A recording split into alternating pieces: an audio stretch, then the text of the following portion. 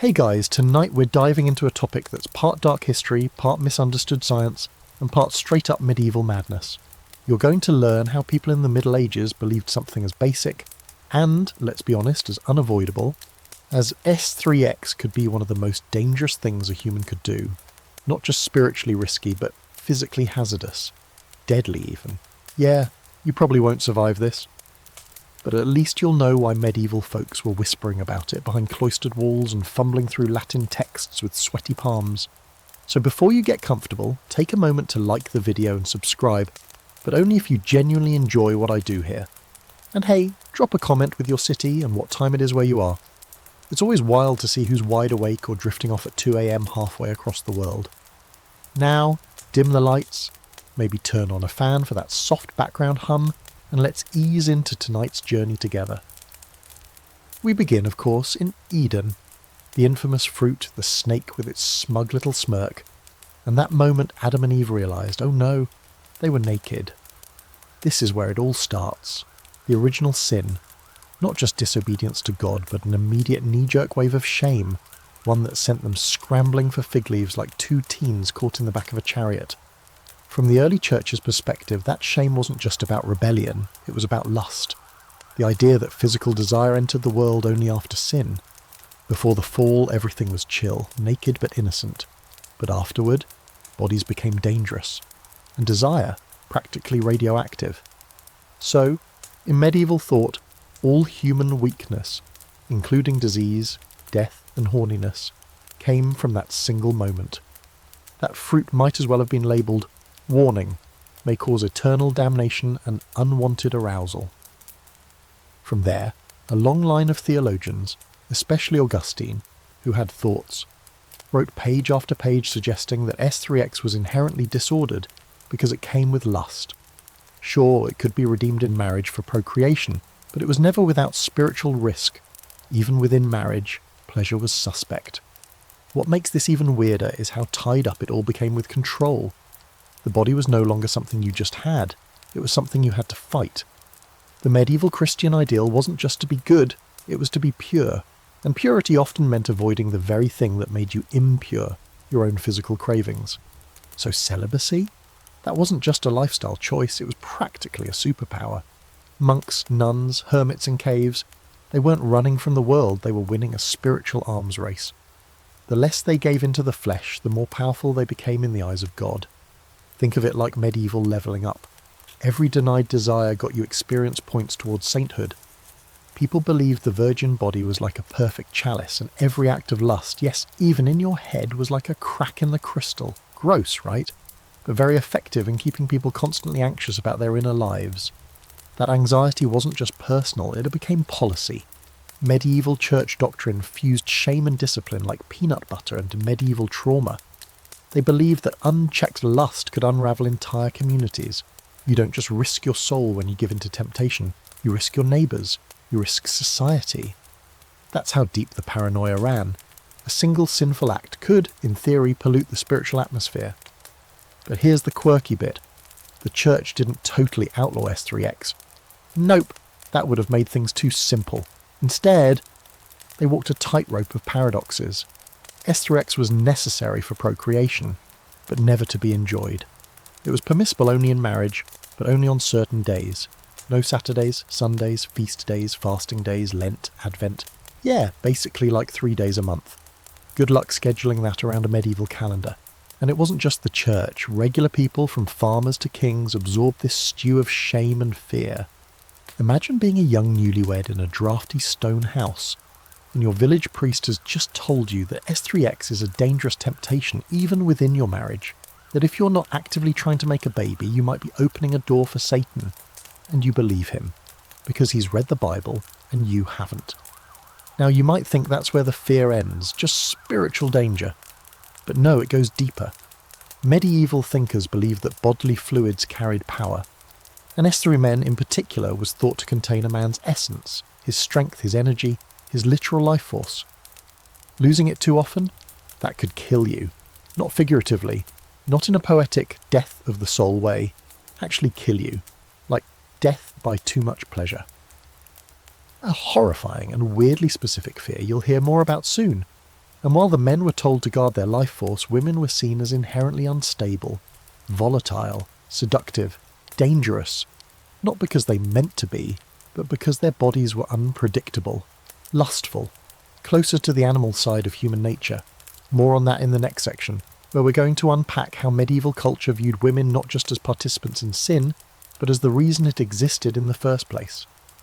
But for now, settle into the core fear, that desire itself, natural, ordinary, inevitable, was something planted by the devil in a moment of cosmic rebellion, that every time you gave into it, even with your own spouse, you were risking your eternal soul, all because of a fruit and a pair of panicked fig leaf tailors. So now that you've got Eden's shame lingering in your mind like a bad dream you can't quite shake, let's move a little deeper into the Middle Ages, where things really begin to tighten.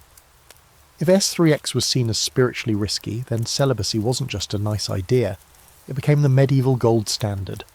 Absolute purity, the kind you only get by steering clear of all physical indulgence, was the mark of someone truly holy. And by holy we mean dangerously close to sainthood, miracle working levels of holiness. The church was so serious about this that entire institutions were built around the idea of avoiding the human body like it was on fire. You enter a monastery or a convent, and suddenly the world is different. You're waking up to cold stone walls, chanting psalms before the sun even rises, and eating barely an hour to fill a stomach. But the real struggle, that's happening in your mind, where every intrusive thought is seen as a test, and every flicker of desire is treated like a demonic ambush. Celibacy wasn't just a rule, it was a battlefield, and monks and nuns were expected to win that war daily. The idea came straight from thinkers like St. Jerome, who once wrote that even a married man who loved his wife too much was basically a fornicator. Yes, really, loving your spouse too well could land you in hot water with God. Wanting to be close to them for reasons that weren't 100% about procreation, that was carnal, weak, spiritually dangerous. So you get this whole cultural script where the closer you are to full abstinence, the closer you are to divine perfection. But here's where it gets more interesting and, okay, a little tragic. This whole system gave birth to generations of people terrified of their own humanity. You could be a monk, 30 years in the monastery, chanting and fasting and still feel haunted by a dream you had 15 years ago. Or a nun, convinced that the slight warmth you feel when looking at another sister is somehow sinful. It wasn't just about what you did, it was about what you thought, what you felt. That too was judged. Now, on a more fringe note, let's talk about what some truly committed ascetics did to avoid the so-called dangers of temptation. You've got reports of monks sleeping on hard planks with no blankets to avoid provoking the flesh. Others wore hair shirts, basically itchy, self-inflicted medieval torture jackets, to remind themselves of suffering. And in one especially wild corner of the historical record, there's the story of a man who rolled naked in thorn bushes whenever he had lustful thoughts. That's not a metaphor. That actually happened. And the fear went both ways. Women were under just as much pressure. In convents, nuns were warned to keep their eyes lowered, their voices soft, and their thoughts even softer. Any sign of joy, or worse, desire, was to be extinguished. But here's the twist. Some mystics, especially women, ended up experiencing what they described as ecstatic union with God. Basically, they had spiritual experiences so intense, so emotional, that they accidentally started sounding, well, suspiciously close to describing S3X climax. That didn't go unnoticed. These women were sometimes praised for their divine connection, but just as often, they were accused of heresy or even demonic influence. So there's this paradox forming on the one hand, and celibacy is the ideal, the mountaintop. But on the other, the body keeps doing what it's built to do. It longs, it aches, it doesn't always follow the script. And that conflict between body and spirit, desire and duty, drives much of the medieval fear. But what about the people who weren't monks or nuns? Regular townsfolk, blacksmiths and bakers and shepherds trying to live their lives. Even they weren't free from this pressure. The church taught that marriage was a sort of safe zone, a place where you could engage in S3X if it was for the purpose of making babies. But even then, you were expected to approach it with grim determination. Think less candlelight and slow music and more. Let's get this done and immediately feel guilty. There were even designated times when S3X was banned entirely. All of Lent, all of Advent, Fridays, Sundays, Wednesdays, and basically every holy day. If you pulled out your medieval calendar, you'd realise there were more no-go days than permissible ones. Some couples probably spent more time calculating safe days than actually enjoying each other.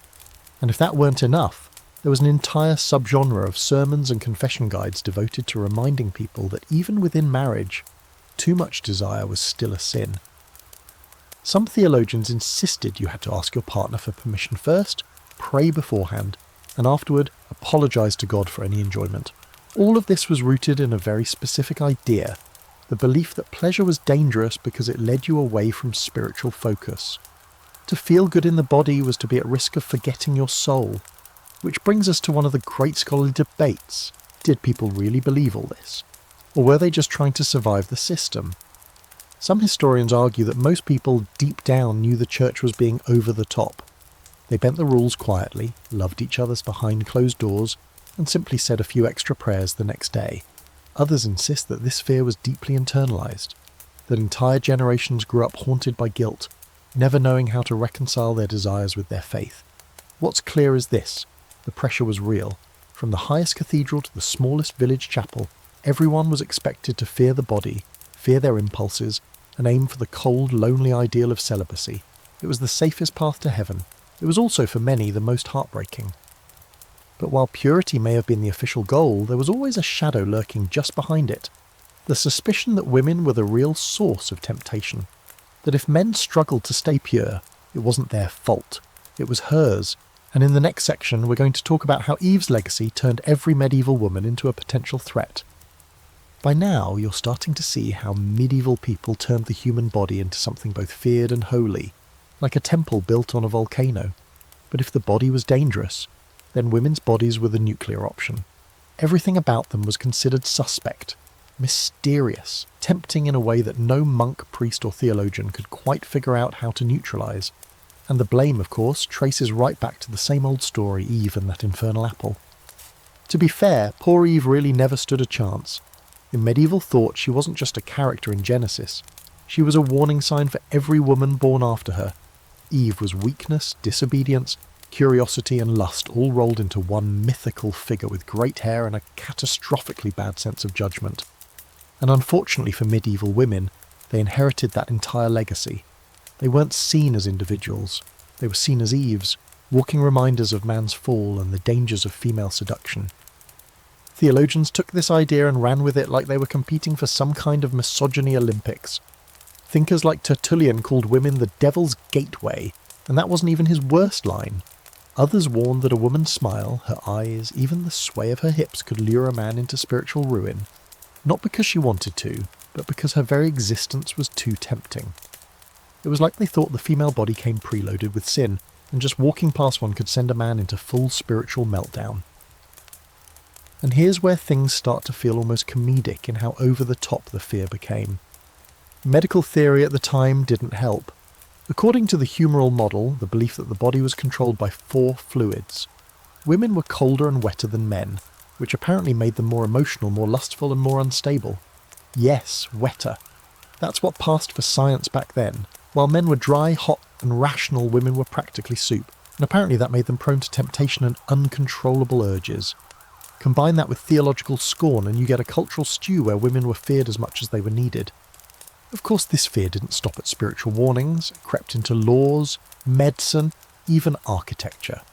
In some churches, women were forced to sit apart from men, sometimes behind screens or in separate sections entirely. The idea was to keep the sexes apart to avoid distraction, but the subtext was clear. Women's presence was a threat to male purity. Her gaze might unravel a monk's vow. Her voice could spark unwanted thoughts. Even her hair, if left uncovered, was considered dangerously seductive. Think about that next time you roll your eyes at a dress code. Medieval women had to worry their ankles might trigger a crisis of faith. And that brings us to the really strange part. Women weren't just seen as temptress. They were also accused of being too easily tempted themselves. The logic went something like this. If Eve gave in so easily to the serpent, then every woman must be naturally weak-willed. Which meant they couldn't be trusted. Not with men, not with power, not even with their own thoughts, and when a woman did show intelligence, confidence, or even sexual independence. That's when the whispering started. Is she a witch? Is she possessed? Does she have a demon lover? But hold up, Before we get to witches and demons, we'll absolutely get there, let's look at the quieter tragedy here. Imagine being a woman in the medieval world. You're born into a system that already thinks you're broken. Every look you get is laced with suspicion. You're told your voice can lead others astray. Your body is dangerous. Your thoughts are dangerous. Even your dreams can be held against you. All because someone thousands of years ago took a bite out of symbolic fruit. And yet medieval women live full, complex lives. They married, had children, ran households, worked in marketplaces, and in some cases became abbesses, mystics, even queens. But always under the weight of that suspicion. Even noble women, cloaked in layers of silk and power, knew they were one whispered rumour away from being accused of seduction or spiritual corruption. Just look at stories like that of Heloise, brilliant, educated, passionate, and forever branded as Abelard's downfall, or the countless unnamed women dragged before priests, husbands, or town councils for leading men into sin. One of the weirder fringe beliefs that cropped up in this climate was the idea that women's pleasure wasn't just suspicious, it was unnatural. Some thinkers, like the infamous Albertus Magnus, wrote that female orgasms were optional for conception, but others believed the exact opposite, that a woman had to enjoy the act in order to conceive. And that put women in a no-win situation. If you were visibly enjoying yourself, you were sinful and impure, but if you didn't enjoy it at all, well, maybe you were barren, or worse, cold and unlovable. And here's where the open debate enters. Did medieval people actually believe women were more lustful than men, or was this just a projection? Some scholars argue that all this fear of female sexuality was really about male anxiety, about control, about spiritual weakness, about the fear of being tempted and failing. Others point out that women had their own spaces, convents, communities, mystic movements, where they explored desire in more spiritual and sometimes surprisingly physical terms. There's even evidence of medieval women using herbal contraception and writing poetry about love, longing, and yes, pleasure. So the story isn't just about repression, it's also about resistance. Quiet, brave, creative resistance. Women who found ways to own their bodies and their desires, even when the world told them they shouldn't. But at the surface, the dominant narrative stayed the same. Eve messed up, and now every woman bore the burden of that mistake. And so we circle back to the medieval obsession with watching, judging, and regulating the body, especially the female body. Because when you believe one gender holds the key to your spiritual downfall, you don't leave anything to chance. You build walls, you write rules, you cover hair, you silence voices, you turn desire into a battlefield, and guess who gets blamed for every wound? Next time we're zooming in on one of the strangest medical beliefs of the era, that S3 men wasn't just a reproductive fluid, but a kind of holy essence. A mystical, finite, life-draining potion that had to be guarded like treasure. Get ready for theories so wild they make cold and wet soup women sound almost reasonable. Alright, now that you've waded through medieval gender dynamics and Eve's never-ending public relations nightmare, it's time to get into something thicker. You've heard of bloodletting, right? That charming medieval tradition where they drain people like old wine barrels to balance their humours? Well, imagine that, but instead of blood, the fluid in question is S3 men. That's right. In the Middle Ages, S3 men wasn't just for baby making. It was believed to be a man's life force, his essence, the concentrated spiritual nectar of his entire being. And wasting it, that was a one-way ticket to sickness, madness, or even death. Let's rewind to the foundational theory, humoral medicine. Medieval thinkers were obsessed with the idea that your body was run by four main fluids: blood, yellow bile, black febrile bile, and phlegm. Each one had its own temperament and characteristics, and health was all about keeping them in balance. S3 men was seen as the distillation of blood and heat, the most potent substance a male body could produce, and since creating it took a massive toll on the body, supposedly refining blood into this ultra-concentrated form, losing it too frequently was thought to weaken a man profoundly. You weren't just losing fluid, you were literally leaking your vitality, drop by precious drop. So what did that mean in practice? Well, if you were a man in medieval Europe, and you let's say got a little carried away with your own company, you could end up being diagnosed with S3 minor weakness. Symptoms supposedly included fatigue, headaches, back pain, even forgetfulness. Kind of sounds like a hangover, but trust me, they took it very seriously. Some doctors warned that too much release could lead to paralysis, blindness, or early death. And that wasn't limited to solo activities. Married men were also cautioned not to be too enthusiastic in the bedroom. You had to ration your vitality carefully, like you were storing it for winter. This led to a bizarre contradiction. Men were expected to father children, pass on their legacy, and fulfill their marital duties, but not too often, and definitely not with too much pleasure. You were supposed to be like a spiritual ATM, available, functional, but never overdrawn. Now here comes the quirky side note. In some medical texts there were claims that S3 men was so powerful it could cure illnesses, if harvested correctly. Yes, harvested. There were recipes in early alchemical or folk texts suggesting that certain potions could be enhanced by S3 men, especially if obtained from a strong and pure man. Combine that with a toad's eyeball and some powdered unicorn horn and voila! Instant medieval wellness shot. Needless to say, this was fringe, but it adds another layer of weird reverence to the whole bodily fluid obsession. And what about nocturnal emissions, wet dreams? Oh, those were a big problem. Because now you weren't just sinning awake, you were sinning in your sleep, and you couldn't even blame your conscious mind. Many monks and confessors believed that even dreams were reflections of inner corruption. So if you woke up in the middle of the night with a soggy tunic, you might panic. Was this a test from God? An attack from demons? Some even saw it as evidence of succubi, female demons visiting men in their sleep to extract their life force.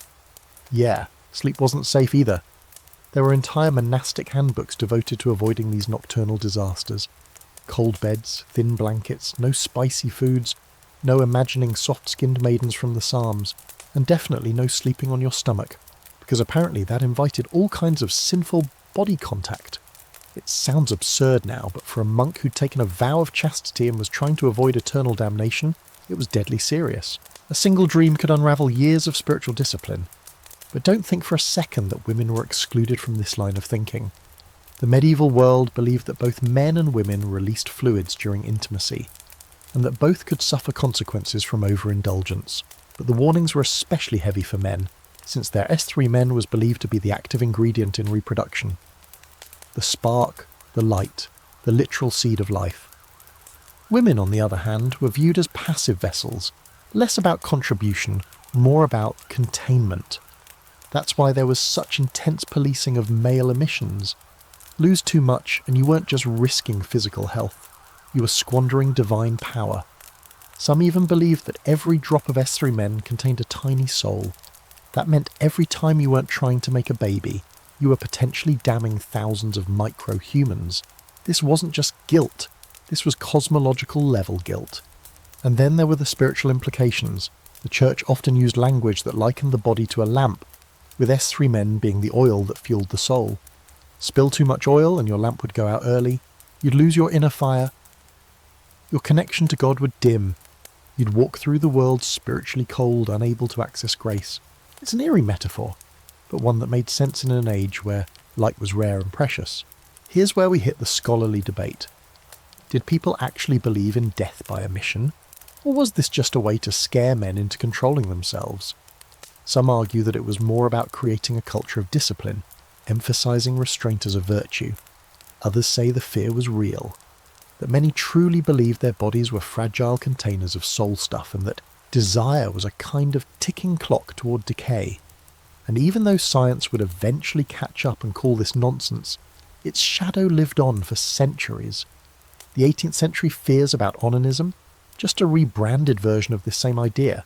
The whole Victorian panic about masturbation leading to insanity? Medieval roots, baby. The fear of fluid loss stuck around like a bad superstition that nobody wanted to admit they still kind of believed. So next time you read about a knight or a monk or even a king who was wasting away from some mysterious ailment, just remember, someone might have thought it was because he got too frisky under the covers, or worse, in his dreams. And if that seems ridiculous now, imagine living in a world where every human function came with a side of theological dread. In the next section, things get even stranger. We'll talk about how timing mattered, when you could do it, what days were cursed, and which moon phases might cause deformities or spiritual contamination. Because in medieval Europe, S3X wasn't just about right and wrong, it was also about when. You're lying in your medieval straw-stuffed bed, maybe next to your lawful spouse, maybe not. The candles are snuffed out, the dogs are asleep, and you're feeling that familiar tingle of temptation. But wait, stop. Don't even think about it. Because tonight the moon's in a bad phase, the stars aren't aligned.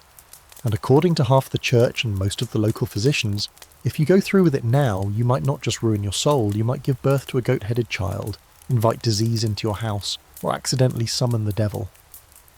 Welcome to the world of medieval timing, where even when you got frisky was considered a matter of spiritual and physical life or death. In medieval Europe, S3X wasn't just about morality, it was also about calendars, lunar cycles, saint days, feast days, fast days, planetary alignments, agricultural schedules, even weather patterns. People genuinely believed that certain times were spiritually safer than others, and that the wrong moment could have disastrous consequences. Entire manuals were written to help couples figure out when it was safe to engage in the act without angering God, the angels, or their own fragile humours. Let's start with the moon. The lunar cycle played a huge role in determining appropriate times for intimacy. Popular belief held that conceiving during a full moon was more likely to result in a boy, whereas doing it during a waning moon might cause deformities, weakness, or a child of low intelligence. Some went even further, warning that S3X during a lunar eclipse could produce a stillborn baby, or worse, a child with a cursed soul. And since people in the Middle Ages didn't exactly have blackout curtains, the moon's presence in the sky was something you couldn't ignore. It stared through your window like a glowing, judgmental eye. But it wasn't just the moon that had people nervous. The days of the week were also carefully categorized. Fridays were out, too holy. Sundays, forget it, that was God's day. Wednesdays were shaky, Saturdays were debated, and Mondays were sometimes said to be unlucky, which left maybe Tuesday and Thursday, unless a saint's feast day happened to land there. And trust me, there were a lot of saints. At one point there were more do-not-touch days than touch-friendly ones. Some married couples must have spent more time praying for the opportunity than actually taking it. And then there were the seasons. Lent, the 40 days leading up to Easter, was basically a no-fun zone. No meat, no parties, and definitely no bedroom antics. Same for Advent, the lead up to Christmas. The idea was to spend these periods fasting, praying and reflecting, not rolling around in candlelight with your spouse. Violate those expectations, and you weren't just being a little naughty, you were sinning at the worst possible time. Doing the deed during a fast could double your penance or attract divine punishment. Some texts even warned that children conceived during Lent were more likely to grow up sinful or mentally unstable. Because obviously, if your parents had the audacity to enjoy themselves while everyone else was eating turnips and repenting, you must be cursed. Here's a fun fringe belief. Certain times of day were also considered dangerous. According to some sources, S3X at midnight could expose you to wandering spirits. At dawn it could weaken your immune system. Midday, too hot, risk of disease.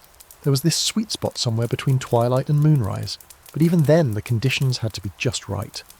No storms, no eclipses, no illness in the household, no recent funerals, no recent baptisms, strangely enough. Basically, the medieval version of mood lighting was, make sure nobody in the village has died in the last week and the stars aren't having a tantrum. But let's not forget the church's own calendar, the liturgical year, which was basically a spiritual obstacle course full of prohibitions. Some medieval theologians estimated that there were over 100 days a year when marital intimacy was forbidden. That includes Lent and Advent, of course, but also Ember Days, Rogation Days, and random holy days scattered throughout the calendar. And if you violated the sacred timing, the penalty wasn't just guilt. You might have to confess, perform penance, or abstain for even longer. You might even risk being accused of fornicating against the seasons, which sounds ridiculous, but was a real charge in some places. One especially strange notion came from the idea of polluted air. It was believed that S3X stirred up the air in the room, and if the timing was wrong, like during a bad wind or unlucky planetary hour, the air could carry illness or demonic influence. So you didn't just have to worry about your soul. You had to worry about what the air thought of your late-night choices. Some sources even recommended airing out your bedroom for several days after S3X, especially if you'd done it at an unwholesome time. There's a debate among scholars about just how seriously people took these timing restrictions. Were they widely observed, or more of a theoretical ideal pushed by clergy and physicians? Some argue that peasants and commoners probably ignored most of it. When the opportunity presented itself, you took it. But others note that even common folk often absorbed these ideas through sermons, confession, and community gossip. So while maybe not everyone had a moon chart by their bedside, the anxiety still trickled down. And then there's the more haunting interpretation that all these restrictions weren't just about protecting health or souls, they were about control. By regulating when people could express desire, the church and the learned elite could exert subtle power over private lives. You could be married, faithful, and still find yourself living in fear of a calendar. Intimacy became less about love and more about scheduling sin. Now let's not pretend everyone followed the rules. Human desire has never been great at respecting curfews. People snuck around them, rationalised them, or ignored them entirely. But even when the act happened, that fear lingered. Was tonight the wrong night? Will something bad happen? Did we just curse our future child? Imagine that kind of mental weight pressing down on what should be a moment of vulnerability and connection. And now, because the Middle Ages are nothing if not creatively anxious, let's talk about one final oddball theory. Some believe that S3X during a thunderstorm was incredibly dangerous. Not just because of the risk of lightning, which fair, but because the storm was seen as a sign of divine displeasure.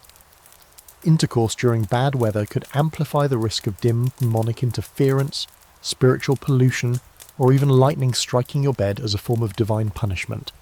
There's at least one report of a couple supposedly being killed in bed by lightning during intercourse, which became a popular cautionary tale. So yeah, no thunder, no rain, and absolutely no full moons if you knew what was good for you. Next time we'll step into the dusty corners of medieval medicine, where physicians tried to explain what S3X did to your body using charts, colour wheels, and theories that now sound like astrology had a baby with a horror movie. Buckle up. So here you are, safely past the thunderstorm, your moon phase checked, your calendar cleared of any saints' feast days or funerals. You've survived the medieval scheduling gauntlet. But now comes a whole new layer of dread. What S3X supposedly did to your body. Welcome to the thrilling, mostly nonsensical world of medieval medical theory, where doctors doubled as astrologers, philosophers, and part-time priests, and a simple act of physical intimacy could cause anything from madness to melting bones, depending on who you asked. To understand how wild these ideas really were, you need to know what medieval medicine was working with. This was long before germ theory, microscopes, or even basic hygiene. The dominant system was Galenic medicine, named after the ancient Roman physician Galen, whose ideas got picked up by medieval scholars like they were gospel. And central to that system was the theory of the four humours: blood, yellow bile, black bile, and phlegm. Your health, mental, emotional, and physical, depended on the perfect balance of these fluids. And surprise, surprise, S3X threw that balance completely out of whack. The act itself was considered violent in medical terms. Violent not in the emotional sense, but in how it shook up your internal climate. It produced heat, which could be dangerous for certain temperaments. If you were already considered a hot person, that is, someone with a sanguine or choleric disposition, S3X could push your body into fever, illness, or even temporary madness. If you were too cold, the friction and energy of intercourse might overstimulate your system and leave you weak, shaky, or vulnerable to possession. No, seriously, some believed a disordered body made the soul more accessible to demons. And then there were the fluids. Remember from earlier, S3 Men wasn't just a reproductive fluid, it was thought to be distilled blood, the most essential life force a man possessed. So every time he released it, he was reducing his vital energy. If he did so too often, he'd grow pale, thin, and mentally foggy. His humours would become imbalanced, especially the hot ones. Physicians wrote detailed guides warning men not to overindulge, lest they fall into a state of what they called melancholia erotica, basically sexy-induced clinical depression. You could literally S3X yourself into sadness, according to them, but the consequences weren't just limited to the man. Women were also believed to suffer from unbalanced humours during and after intercourse. For one thing, many doctors thought that women released their own form of S3 men, different in texture but spiritually similar, and that losing it too frequently could leave them empty, infertile, or hysterical. That's right, enter hysteria, a favourite diagnosis for centuries to come. In the medieval view, too much S3X could make a woman's womb wander through her body. Sometimes it travelled upward, lodging itself in the chest, where it caused shortness of breath, fainting, or emotional instability. Women were warned not to allow their lusty natures to drive them into these dangerous states. And yet paradoxically, some texts argue that a lack of S3X could also cause illness, especially in women. If a woman was thought to be naturally lustful, which, spoiler, most medieval doctors assumed, then denying her release could build up poisonous fluids in her womb, leading to a condition sometimes described as suffocation of the mother. Symptoms included anxiety, dizziness, convulsions, and a burning sensation in the belly. Some physicians prescribed marriage as the cure. Others, more awkwardly, prescribed manual relief, usually administered by a midwife, with oil, while reciting prayers. And yes, that means that in some corners of the medieval world, hysteria was quite literally treated with a medicalised orgasm, but only if done professionally. So now you're stuck in a bizarre loop. Too much S3X drains your essence and might kill you. Too little, and you might go insane. Good luck threading that needle. One especially peculiar case comes from the writings of Bernard de Gordon, a 14th century physician who detailed the dangers of postcoital cold. According to him, couples who had S3X and then immediately exposed themselves to chilly air could suffer a collapse of internal organs. His solution? Have blankets ready. Lots of them. It's a charmingly mundane moment in the sea of anxiety. Sex might kill you, sure, but only if you forget to cover up afterward. Medieval medical texts also tried to advise couples on positions and durations, not for pleasure obviously, but for health and fertility. One manual suggested that shorter men should always lie on their backs to avoid overheating, while taller men needed to exert more effort to compensate for lethargic circulation. Some texts even recommended different days for different body types. It's like astrology, but sweatier and with worse advice. And if you thought conception was a straightforward affair, think again. The prevailing belief was that the child's traits depended not just on whose seed was stronger, but on the emotional and physical state of both partners during the act. Angry S3X, you might get a quarrelsome child. Sad S3X, expect a melancholic one. Joyful, well-timed and mutually respectful S3X, that was your best bet for a healthy baby with good teeth and a holy disposition. Even more fringe, some manuals suggested that staring into each other's eyes during climax could fuse your souls and influence the baby's personality. Others claimed that sneezing immediately after intercourse could prevent conception altogether, making it one of the earliest, least effective birth control myths in recorded history. There's even a passing mention in a 13th century fertility guide that playing music during the act might encourage twins, though no one can explain why. Of course, not everyone had access to this information. These texts were usually written in Latin, tucked away in university libraries or behind monastery doors. Common folk didn't exactly have a medieval WebMD to consult, but they absorbed the key ideas through folklore, superstition and sermons. Even the illiterate knew that S3X came with risks, physical, spiritual and seasonal, and that certain ailments might be traced back to an unwise mingling of bodies. And here lies the real question, still debated by scholars. Were these ideas genuinely believed? Or were they just a mishmash of anxieties masquerading as medicine? Some argue that medieval people were deeply superstitious and genuinely feared bodily imbalance. Others believe the texts reflect more about elite male fears, about control, pleasure and power, than the lived experiences of everyday people. Either way, the cultural weight was there, the fear, the restrictions, the exhausting idea that even a moment of intimacy could scramble your inside like poorly cooked eggs. Next, we're going to turn up the heat, literally. In the following section, we'll explore how medieval thinkers believed that the body's internal temperature, especially when stirred by desire, could trigger physical collapse. You thought a hot date was bad? Try spontaneous combustion of the humours. You've made it this far, which means you've survived demons, soul-sucking emissions, thunderstorm taboos, and the idea that a sneeze could act as medieval birth control. But now we step into the warm, sticky heart of medieval bodily terror. Heat. Not the romantic kind, not the sultry kind, literal, internal, sweat-inducing heat. The kind that doctors believed surged through your veins the moment your body felt even a flicker of desire. According to medieval medical theory, S3X wasn't just risky because of moral decay or soul loss. It was dangerous because it could literally overheat you to death. Here's the science, if we can call it that. Medieval physicians believed that the human body was governed not just by fluids, but by temperatures. Every humour had a heat signature. Blood was hot and wet, yellow bile was hot and dry, black bile was cold and dry, and phlegm was cold and wet. The healthiest people were perfectly balanced, equal parts warm and cool, moist and dry, like a perfectly tempered loaf of sourdough. But desire, that threw everything off. Lust was thought to crank up your internal temperature faster than a fire bellows to a forge. According to writers like Constantine the African and Avicenna, both of whom were big names in medieval medical schools, the moment a man or woman became aroused, their humours surged. Heat rose, blood rushed, organs swelled, the brain fogged. For some people, especially the elderly, the sick, or those considered naturally hot-tempered, this was a major problem. If they didn't cool down fast enough, S3X could push them over the edge into exhaustion, delirium, or even sudden death. Some doctors actually documented cases of people burning up after intercourse.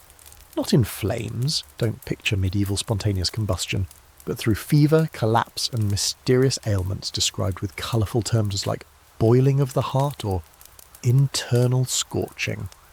If someone died the morning after an especially steamy night, you can bet a physician somewhere blamed their death on thermal imbalance due to excessive lust. It's the original too hot to handle. Women, of course, didn't escape this theory. It was believed their bodies were naturally colder and wetter, so when arousal heated them up, it could destabilise them even faster.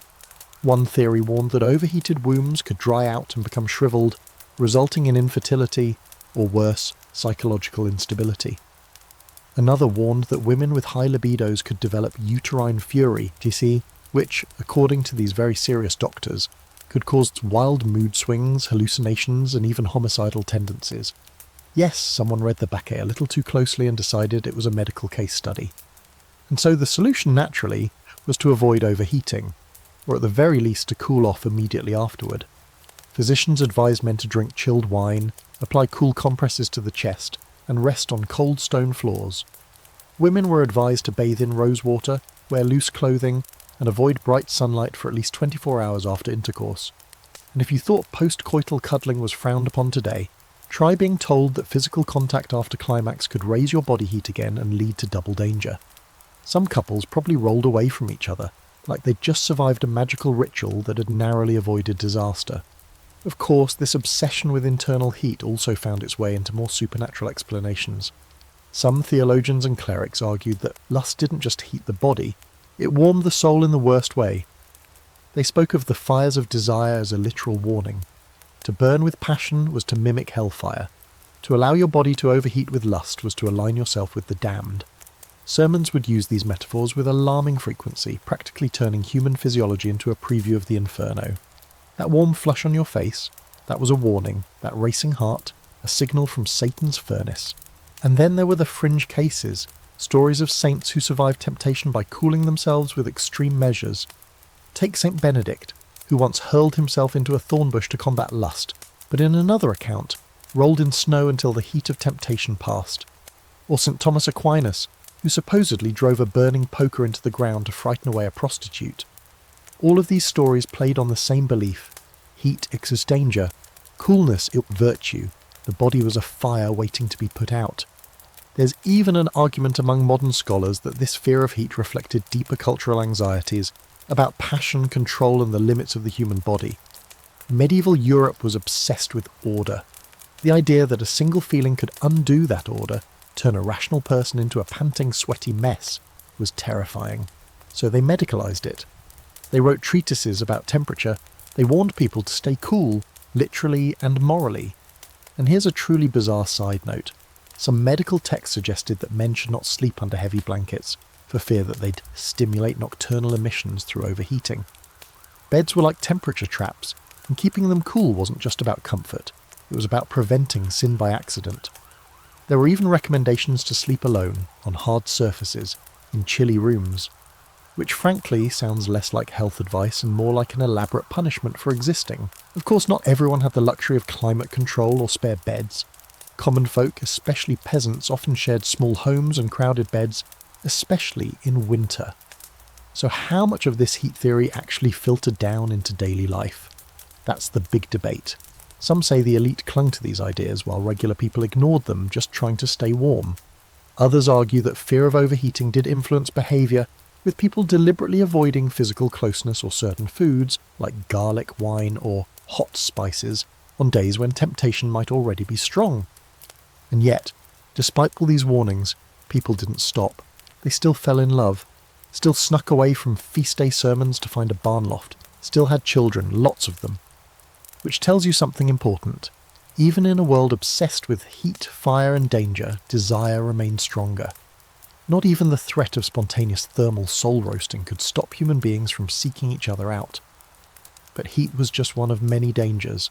Next up, we're going darker, into the territory where S3X wasn't just risky because of your own body, but because something else might be watching. Or worse, waiting to join in. Get ready for demons, witches, and the terrifying belief that some S3X didn't happen alone, even if it looked that way. You've survived overheating, you've dodged soul-draining fluids and moon phases, you're starting to think maybe, just maybe, things couldn't get more intense. But no. Welcome to the medieval fear that S3X might not just be unhealthy or sinful, it might actually invite demons into your bed.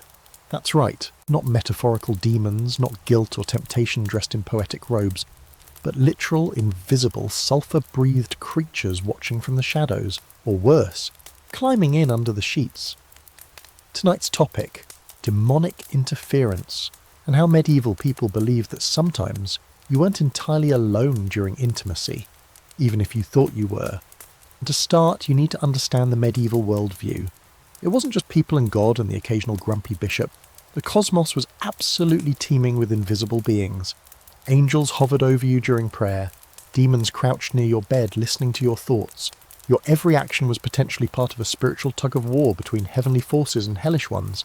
And when it came to S3X, demons were thought to be especially interested. That's where the vulnerability was. That's where people let their guard down, exposed themselves, gave in to physical impulses. For a demon, that was the moment to strike. Two particular types of demons haunted medieval bedsheets: incubi and succubi. The incubus was a male demon who visited women in their sleep, often appearing as a shadowy figure, sometimes beautiful, sometimes monstrous.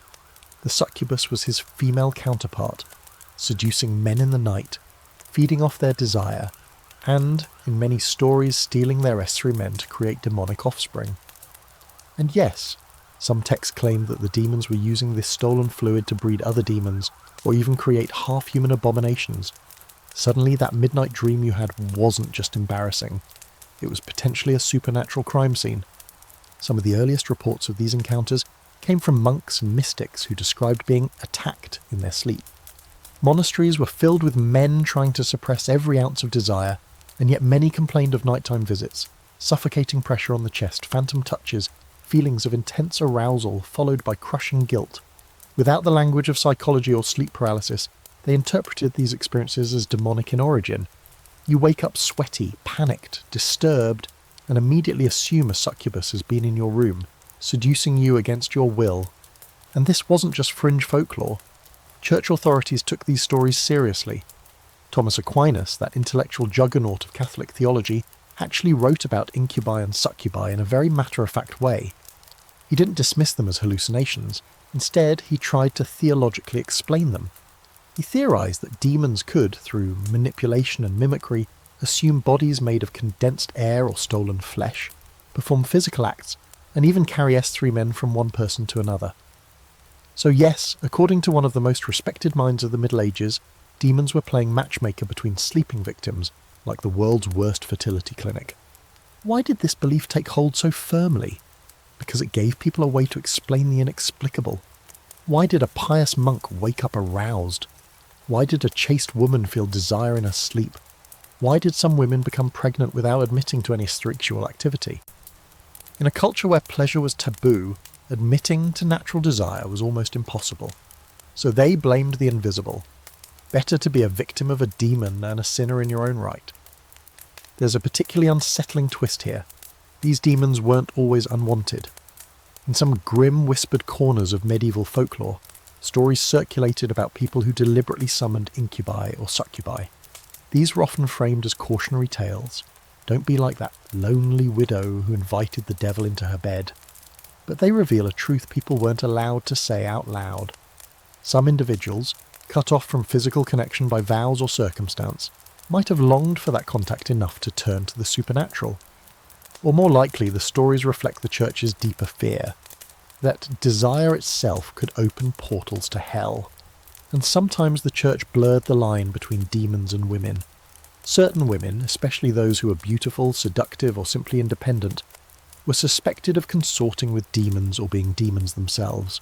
If a woman was accused of witchcraft, you can bet her interrogators would eventually ask whether she had S3X with the devil. And disturbingly often, women confessed that she had, under torture, of course. They described it in gruesome detail. A cold presence, rough skin, animal smells, overwhelming pressure.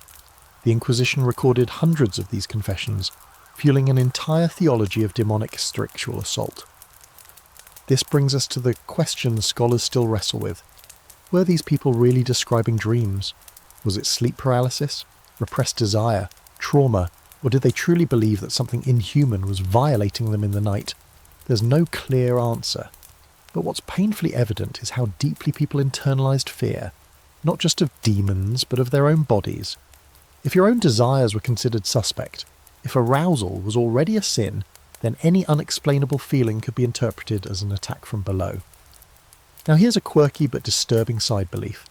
Some theologians suggested that demons, having no bodies of their own, were drawn to S3X because it let them taste embodiment. That through these encounters, they could briefly feel what it meant to be human.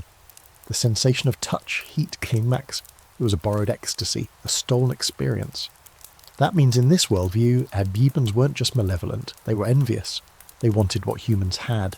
That made the act of S3X not just dangerous, but cosmically significant. Every moment of desire was a potential doorway to another realm. And what did this mean for regular people, especially the devout? It meant constant vigilance. Don't sleep on your back, demons can climb on more easily. Don't sleep without saying prayers, demons are drawn to quiet hearts. Don't indulge too often, or you'll attract them. Some even wore protective charms or placed crosses under their pillows to keep demons at bay. Intimacy didn't happen in privacy, it happened under spiritual surveillance, with the risk of invisible visitors always present. All of this created a culture where fear and desire became intertwined. You couldn't simply want someone, you had to interrogate that want. Was it truly yours? Or had something dark planted the thought? Was that dream innocent? Or was it evidence of demonic tampering? Even in your sleep you weren't safe. Even in your heart you weren't alone. And that brings us to one of the most shame-laced experiences in the medieval world. The dreaded nocturnal emission. You couldn't even dream about S3X without being told your soul might be in peril. In our next section we'll explore how guilt crept under the covers, how dreams became battlegrounds, and how wet sheets could send monks into full-blown spiritual crisis. So now you've made it through demons in the bedroom, literal ones, not just metaphorical bad dates. And you're finally settling in for what should be the safest option of all, sleep. Just a few hours of blissful unconsciousness, wrapped in wool blankets, away from temptations and sermons and weird moon rules. But not so fast, because in the Middle Ages, even sleep wasn't safe. Your dreams could betray you. Your body could misfire. And if you woke up sticky, flushed and racked with shame, congratulations, you had just committed a nocturnal sin. Tonight we're talking about the medieval fear of wet dreams, or as they often phrased it, involuntary emissions of S3 men during sleep, aka proof you are still spiritually failing even unconscious. Let's say you're a monk in a damp little stone cell. You've taken vows of poverty, obedience, and of course chastity. You rise at dawn, chant the psalms, avoid meat, avoid conversation, avoid thinking about anything but heaven. You wear wool, you sleep on a wooden plank, you fast twice a week. You've practically turned your life into one long apology. But then one night, you wake up with that unmistakable combination of heat, dampness, and horror. You didn't choose it. You didn't want it. But your body, that traitorous flesh sack, did what it always threatens to do. It wanted something, and it acted on that want, even while you were asleep. In today's world, people might roll over, clean up, and forget about it. In the Middle Ages, you'd panic. You'd question your salvation. You might even confess it the next morning, yes, confess a dream, to your superior or your confessor, because according to the theology of the time, your body didn't act alone. Dreams were seen as reflections of your soul, your internal struggle made visible. So if your unconscious mind was throwing up erotic visions, what did that say about your waking virtue? And then came the penance. Wet dreams weren't always considered mortal sins, after all you were unconscious, but they were seen as a symptom, a warning, a sign that something was off inside you. Maybe you'd eaten too much. Maybe you'd indulged in a prideful thought. Maybe you'd looked too long at the flower arrangement in the chapel and let your mind wander. Whatever the cause, you were expected to make amends. That could mean fasting the next day, increasing your prayer load, or even flagellating yourself in private. Yes, monks actually whipped themselves over something that happened in their sleep. Medical theory had its own takes on this. Remember our good friends the humours? Well, physicians believed that excessive heat, rich foods, or improper bedding could cause nocturnal emissions. One guide advised avoiding eggs, wine, garlic, figs and fish, all of which were thought to heat the blood. Another warned that men who slept on their backs were more likely to arouse the loins. The solution? Cold floors, hard mattresses, and sometimes, wait for it, wearing constrictive undergarments to physically prevent the act. Imagine being so afraid of your own body that you sleep wrapped in medieval boxer briefs made of canvas and fear. But the religious interpretation was always more damning.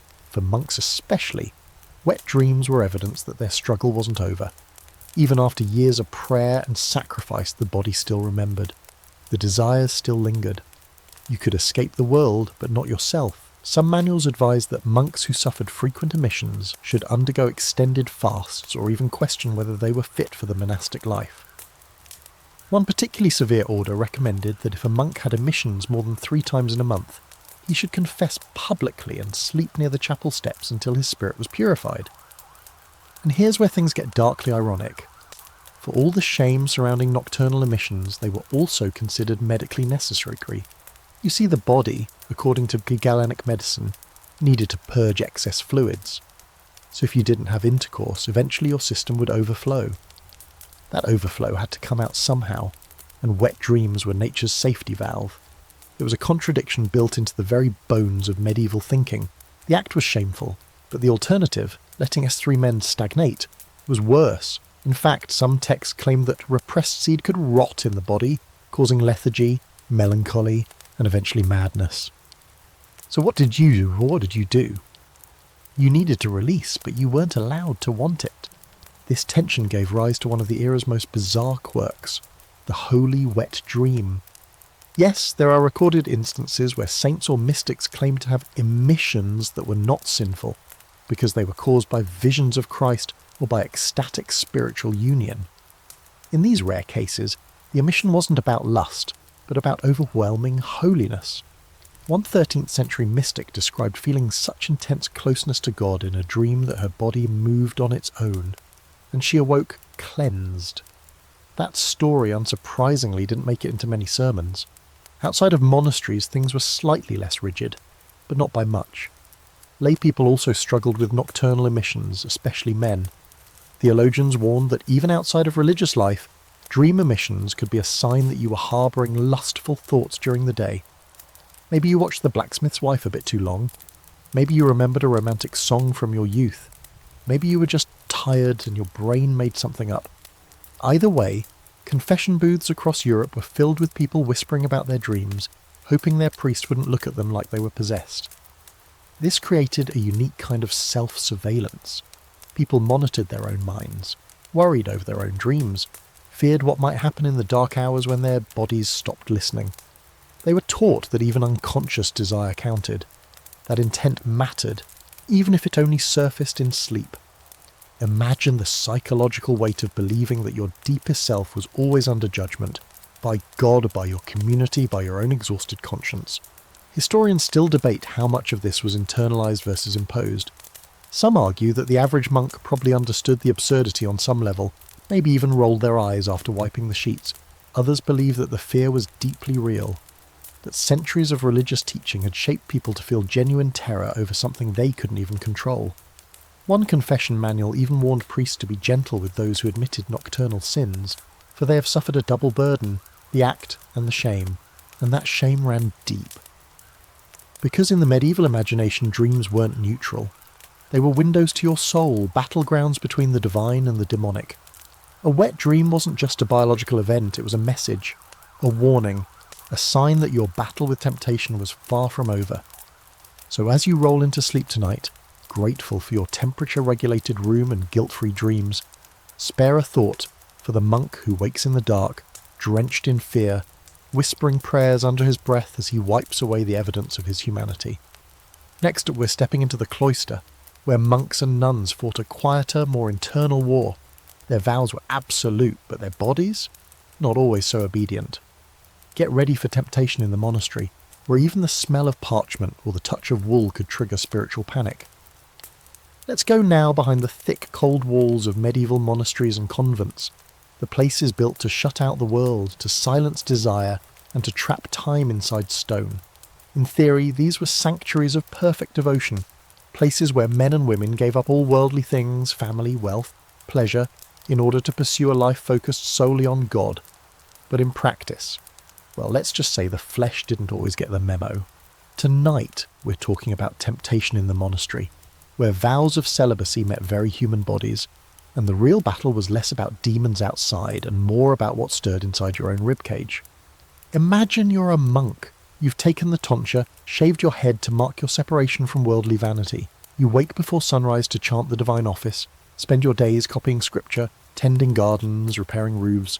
You eat bland food, wear scratchy robes, and speak only when absolutely necessary. You sleep in a narrow bed with a straw mattress and a crucifix above your head. On paper, it sounds like the most temptation-proof life imaginable. And yet, monks kept journals, and those journals are filled with confessions of struggle, guilt, and urges they couldn't quite suppress.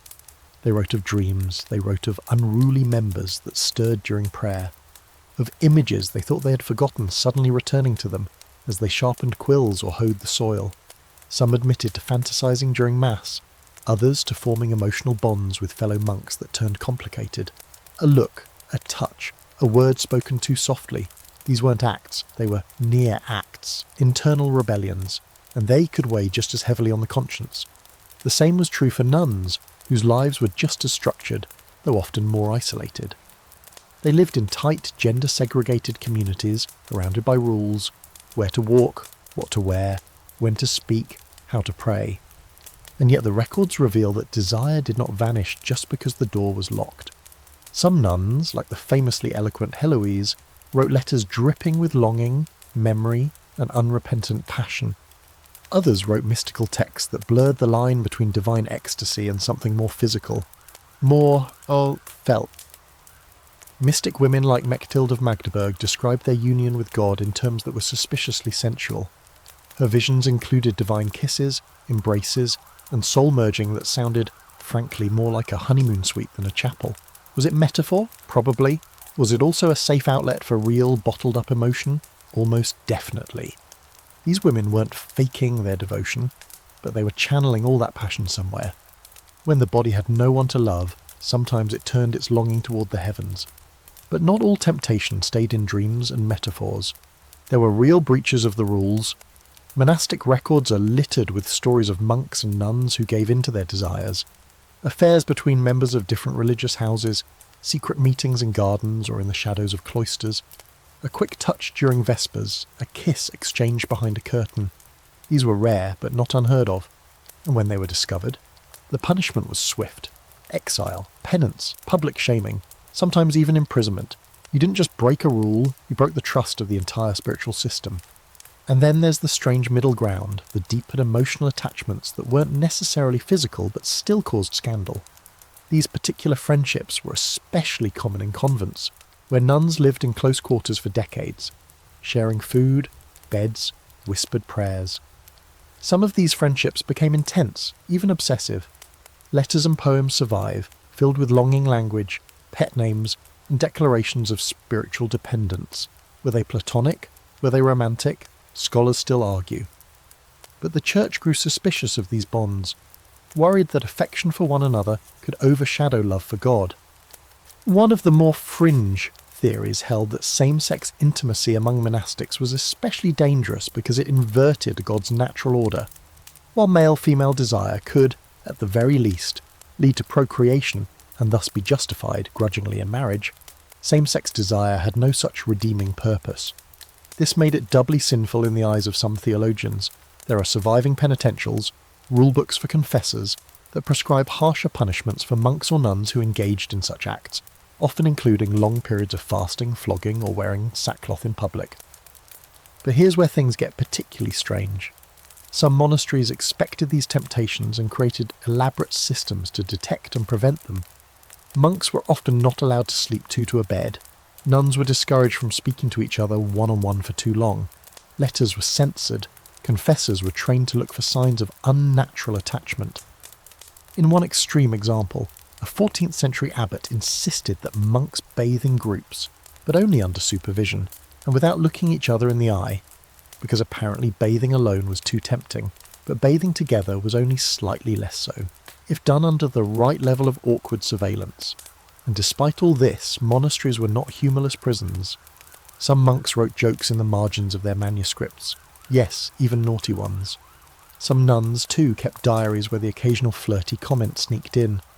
A few abbesses were known to quietly forgive younger sisters for moments of inappropriate closeness, recognising the human need for affection. They weren't endorsing the behaviour, but they weren't always throwing stones either. The big scholarly debate here is whether monastic temptation was as rampant as the records suggest, or whether the records are exaggerated because they only document when things went wrong. After all, no one wrote down, "Brother Simon did great today, didn't sin even once." The archives are built from scandal, confession and crisis, so what we see might be the exception, not the rule. Still, the frequency of the reports tells us something important. No amount of stone, silence or ritual could completely suppress human desire.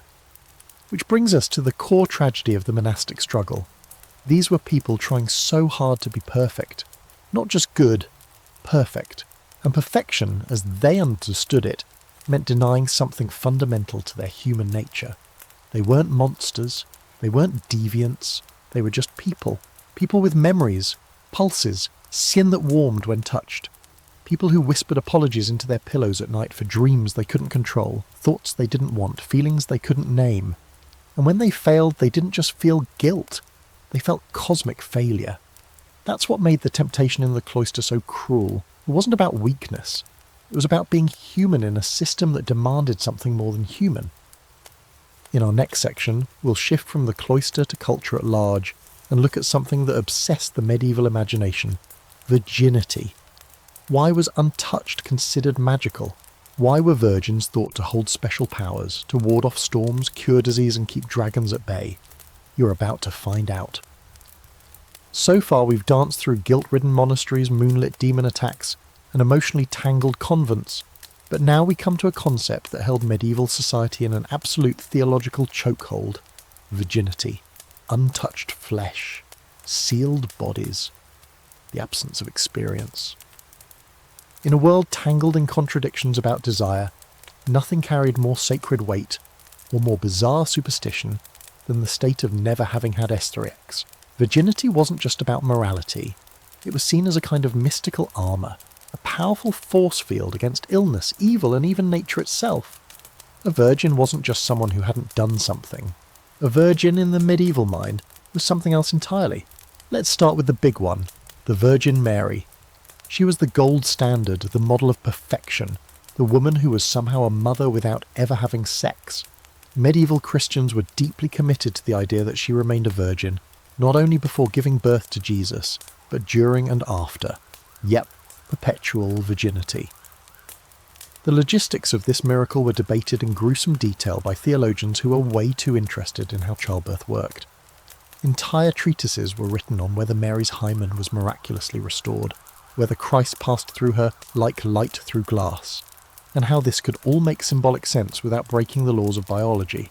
It was a sacred mystery and also, apparently, a theological Rubik's Cube. Because of Mary, virginity became more than just a personal virtue.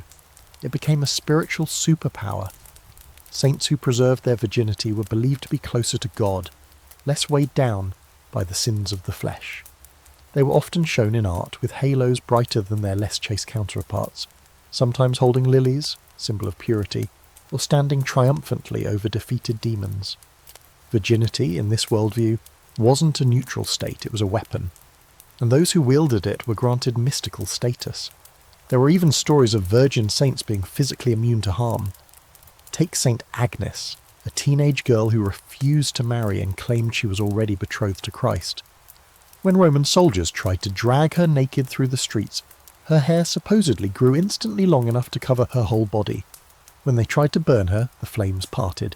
When they stabbed her, she glowed. That's the kind of power virginity was imagined to have. It wasn't just symbolic, it was physically protective, like some kind of divine force field against both violence and moral corruption. And let's not forget the dragon slayers. According to one popular tale, a village plagued by a terrible dragon could only be saved by offering it a virgin. This wasn't just a weirdly specific demand, it reflected the belief that virginity held ritual and cosmic power. In some versions of the tale, the virgin isn't sacrificed at all, but instead tames or repels the dragon through her sheer purity. And that idea, purity as power, echoed through sermons, legends, and legal codes alike. For women, this meant that virginity was their most prized social and spiritual asset. It was how they protected their family's honour, how they gained favour in religious communities, and how they staved off suspicion. A woman who wasn't a virgin, outside of marriage at least, was vulnerable to gossip, to punishment, to accusations of witchcraft. But a virgin? She had proof of her worth, not just to God but to society. It became the one quality that could elevate a peasant girl into sainthood, or transform a noble daughter into a marriageable prize. And yes, we need to talk about marriage. Because virginity didn't just have religious value, it had economic value. Marriages were contracts, especially among the upper classes. A virgin bride brought not only dowry but also prestige.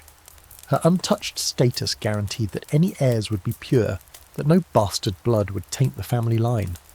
This led to some extreme measures: blood-stained bedsheets displayed after wedding nights, examinations by midwives, and in some cases, annulments if the bride was found not intact.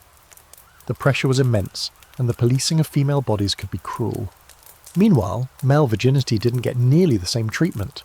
Sure, young male saints were praised for chastity, and monks took vows of celibacy, but in general, a virgin man wasn't seen as powerful in the same way. His purity was admirable, maybe even saintly, but it didn't carry the same spiritual or symbolic charge. It was women's bodies that bore the burden and the supposed magic of virginity.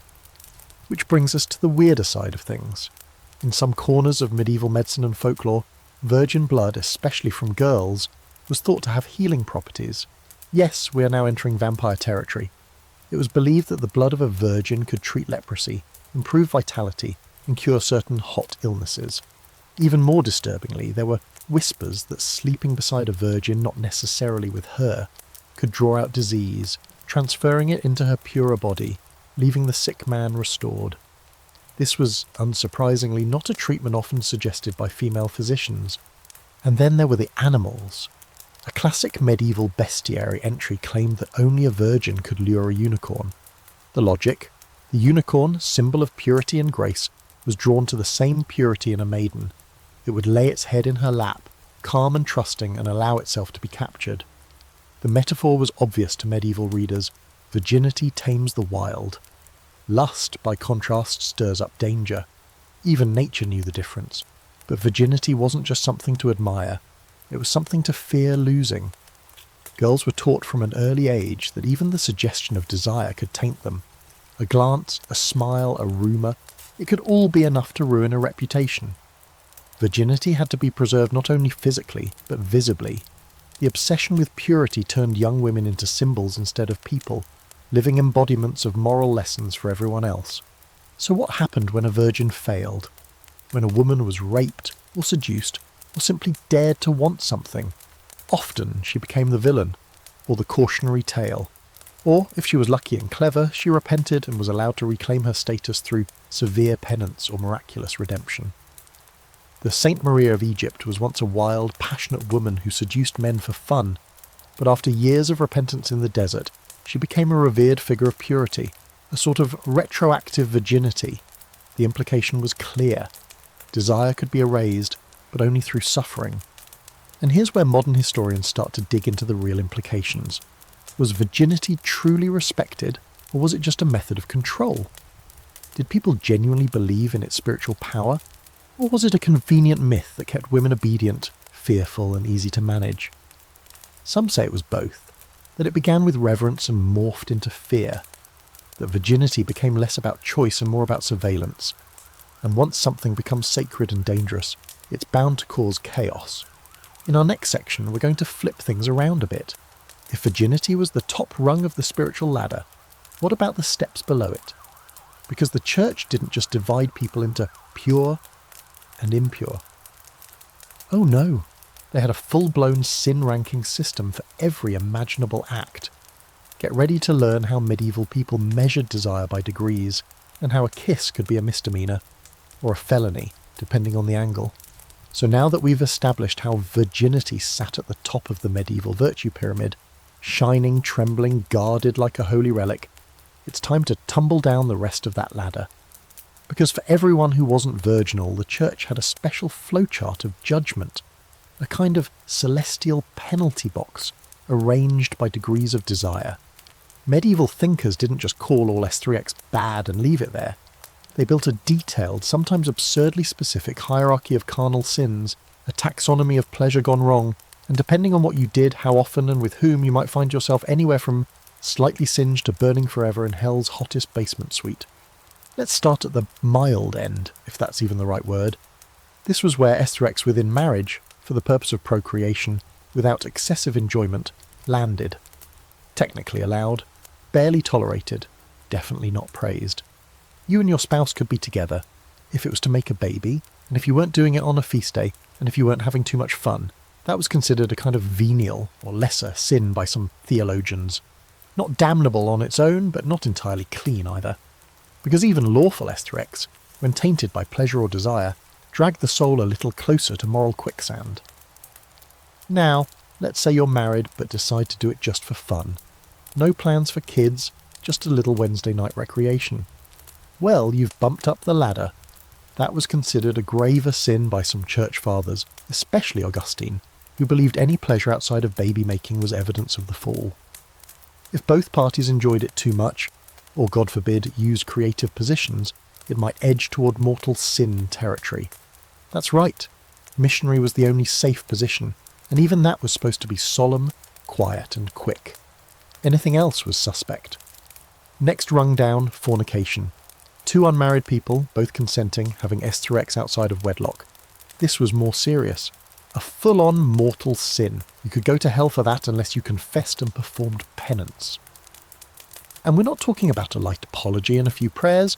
We're talking fasting, isolation, public shame in some cases. Fornication was proof that you lacked self-control, that you were too tethered to earthly pleasure, even if it was mutual, even if you were in love.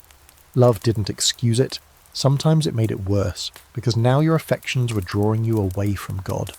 Then there was adultery. Now we're deep in the danger zone. Having S3X with someone else's spouse, or your own, if you weren't married to them yet, was considered a betrayal, not just of vows, but of divine order. Adultery broke the sanctity of marriage, the structure that supposedly kept society from collapsing into lustful chaos. It was punishable by public penance, legal consequences, and in some regions, actual corporal punishment. For women, the stakes were even higher. A married woman caught in adultery might face social ruin, exile, or worse. A man, he might get a stern lecture and a fine. Medieval equality at its finest. And now we descend into what the church called unnatural acts, a disturbingly vague label that included everything from oral S3X to anal S3X to acts between same-gender partners. These were considered crimes against nature, meaning they violated the very purpose of the body as God intended it. Remember, the official line was that S3X existed solely for procreation. So anything that didn't have a chance of producing a child was seen as a kind of spiritual vandalism.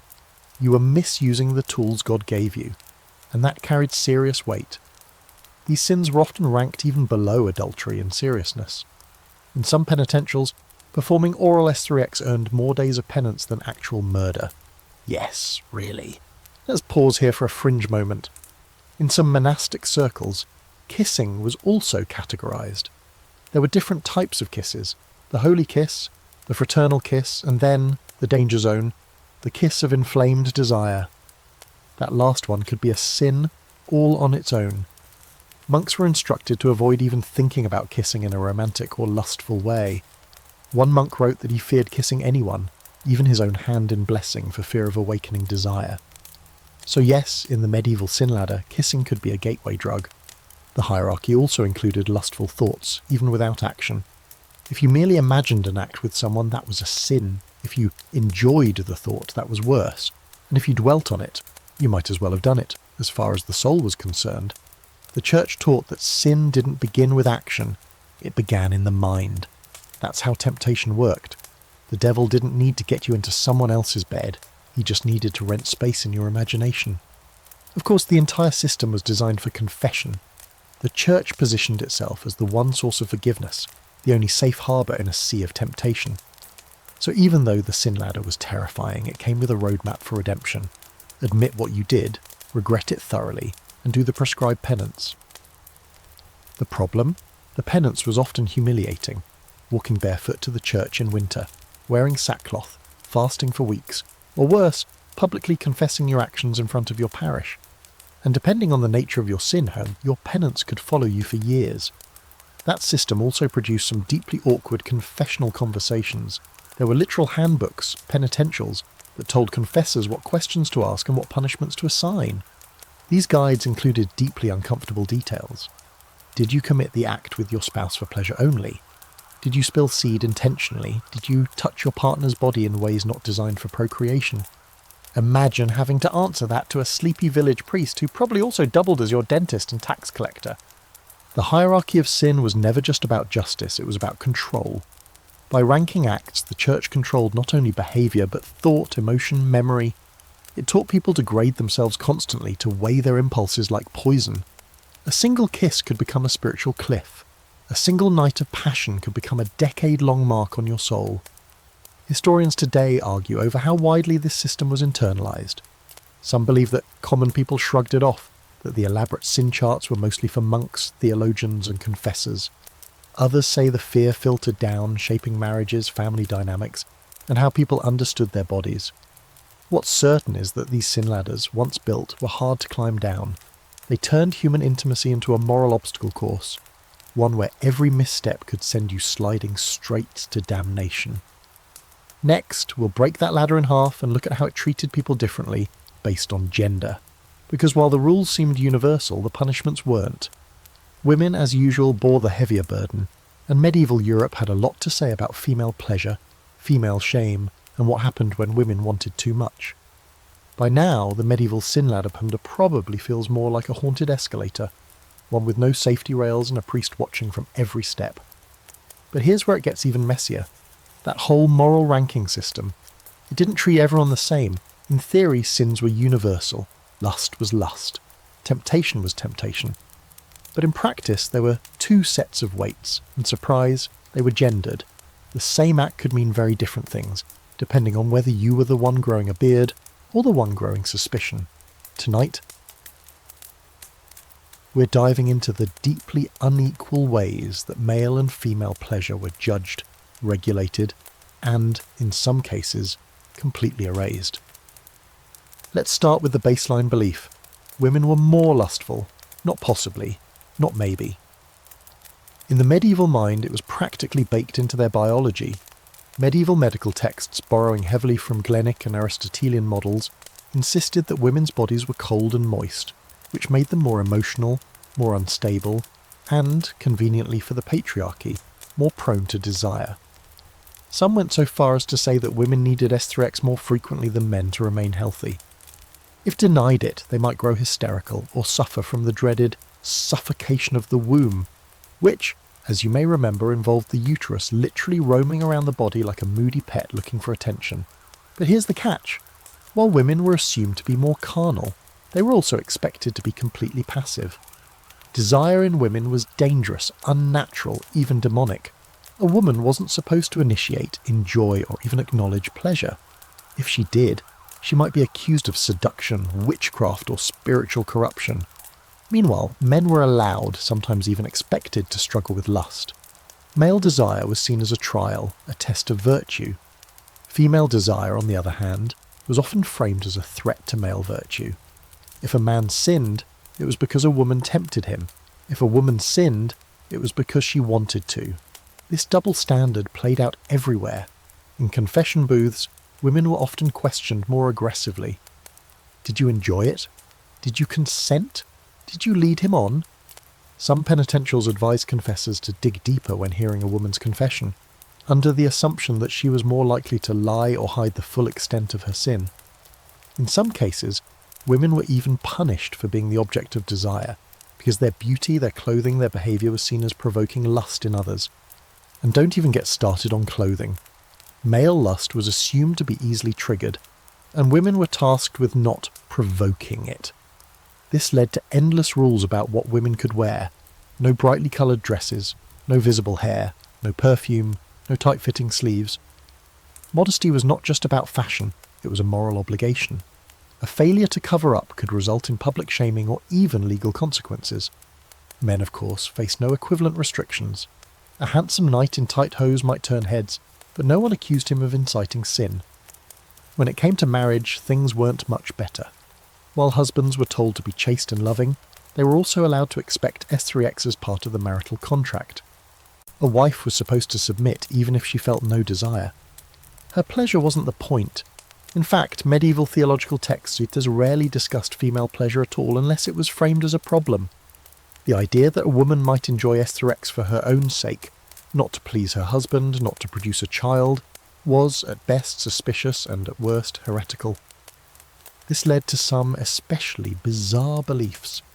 One 13th century cleric warned that if a woman had too many orgasms, her soul might be loosened from her body, like spiritual whiplash. Another suggested that a woman who climaxed too frequently might become animalistic, losing her reason and descending into vice. The implication? Female pleasure wasn't just inappropriate, it was dehumanizing. It turned you into something base, something other, something less. And of course this fear fed directly into witchcraft panic. Women who were rumoured to enjoy S3X, or who had knowledge of herbs, fertility or midwifery, were more likely to be accused of consorting with demons. Why? Because pleasure outside of male control was terrifying. A woman who didn't need a man to find fulfillment was a dangerous thing in a world where men were supposed to be spiritual guides and gatekeepers of morality. Some witch trial transcripts even include bizarre testimonies about women who rode devils or seduced priests in their dreams, often described with lurid, hypersensual language that says more about the inquisitors than the accused. And let's not forget the treatment of widows. A man who lost his wife and took another was often seen as practical, even admirable, moving on, continuing the family line. But a woman who remarried, that was viewed with suspicion. She was supposed to mourn, to wither, to lock up her desire forever. A second marriage might be allowed, but only grudgingly, and only if she kept her head down. A widow with open desire was a walking contradiction, a woman who had known pleasure and didn't immediately fall into chastity. Society didn't know what to do with her, so it shamed her into silence. Even within the church, where nuns were supposed to be brides of Christ, the messaging was stark. Any sign of feminine self-awareness or sensuality was immediately dangerous. Nuns who wrote poetry or letters that hinted at affection were often silenced. Abbesses had to tread carefully, balancing authority with humility, never drawing too much attention to their own bodies. The ideal woman was invisible, untouched, untroubled. And if she was troubled, it was her fault. One of the strangest fringe beliefs was that female pleasure was necessary for conception, something repeated in both medical and religious texts. So paradoxically, women were expected to be chaste, but also to climax during S3X, because otherwise the child wouldn't stick. This led to a horrible loophole in some rape cases, where the fact that a woman became pregnant was used as proof that she must have enjoyed it. If she conceived, she must have consented. The cruelty of this logic is obvious, but it was disturbingly common in legal texts and court records well into the later Middle Ages. So how did women cope? Some leaned into the system, becoming models of piety and obedience. Others found quiet ways to resist, through private friendships, coded language in letters, herbal contraception. Some nuns created spaces where feminine expression was tolerated, even celebrated, but the system itself remained rigged. For women, there was no safe expression of desire. You could be a virgin and revered, you could be a mother and tolerated. But a woman who wanted, she was a problem. Modern historians debate just how deeply these ideas penetrated the average person's mind. Was the peasant woman in the village really thinking about Galen and Augustine as she rolled into bed with her husband? Probably not. But the larger framework was there, shaping confession, shaping sermons, shaping how people thought about themselves. And the legacy of that double standard, of male desire as struggle and female desire as sin, echoes well beyond the medieval period. Next, we turn to the dark synergy of fear, power, and desire. How the suspicions of female sexuality became inextricably linked to witchcraft. Because when society couldn't understand pleasure, it didn't just condemn it, it started hunting it. So far, we've seen how medieval people twisted themselves into knots trying to understand, contain, or eliminate desire, especially when it came in a female-shaped package.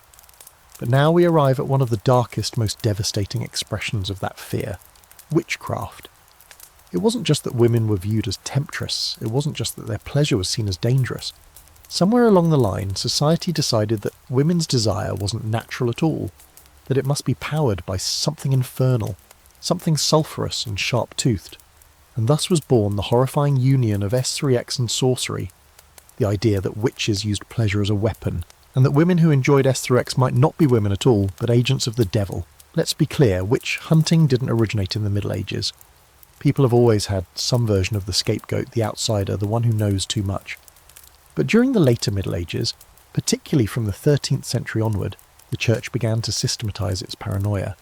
It wasn't just heretics that threatened society now, it was witches. And what made witches especially dangerous wasn't just their supposed curses or potions, it was that they used S3X to corrupt the soul. The Malleus Maleficarum, translated as the Hammer of Witches, was the definitive witch-hunting manual, written by two very enthusiastic inquisitors, Heinrich Kramer and Jacob Sprenger, in the late 15th century. Yes, it technically falls into the early Renaissance, but it was soaked in late medieval thought and fears, and boy was it obsessed with S3X. According to Malleus, most witches were women because women were weaker in faith, more carnal, and naturally inclined to deceive. The authors even claimed that women were more likely to form pacts with the devil, sealed, of course, through S3Xual union. One of the most disturbing parts of the witch-hunting narrative was the belief that women could seduce men, not because they were beautiful or clever, but because they were empowered by Satan. Their touch was enchanting, their words bewitching, their pleasure a gateway drug to damnation. Women who were attractive, unmarried, outspoken, or just too comfortable with their own bodies were suspect. Did she walk with confidence? Did she laugh a little too freely? Did she know how to make a man blush? Better dunk her in a river to be sure. Witches in these stories weren't just S3Xual. They were hyper S3Xual.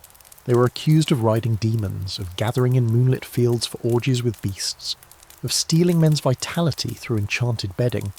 Some tales claim they could make penises vanish. No, really. There are testimonies of men who believed witches had bewitched their members, rendering them invisible or detachable. One poor fellow allegedly told inquisitors that a witch had locked his manhood in a box, which he then saw hanging from a tree like a wind chime. Medieval logic: if you can't find it, a woman probably took it. There was also the recurring theme of witches corrupting priests. Holy men, supposedly shielded by their vows, were said to be especially tempting targets for female sorcery. A woman might seduce a confessor in the very booth where she repented. She might enchant a bishop with a glance. According to some manuals, the devil preferred women to focus their powers on clergymen, because their fall from grace caused more spiritual damage. The implication here was that no man was safe, and every woman was potentially a trap. Midwives came under especially intense scrutiny.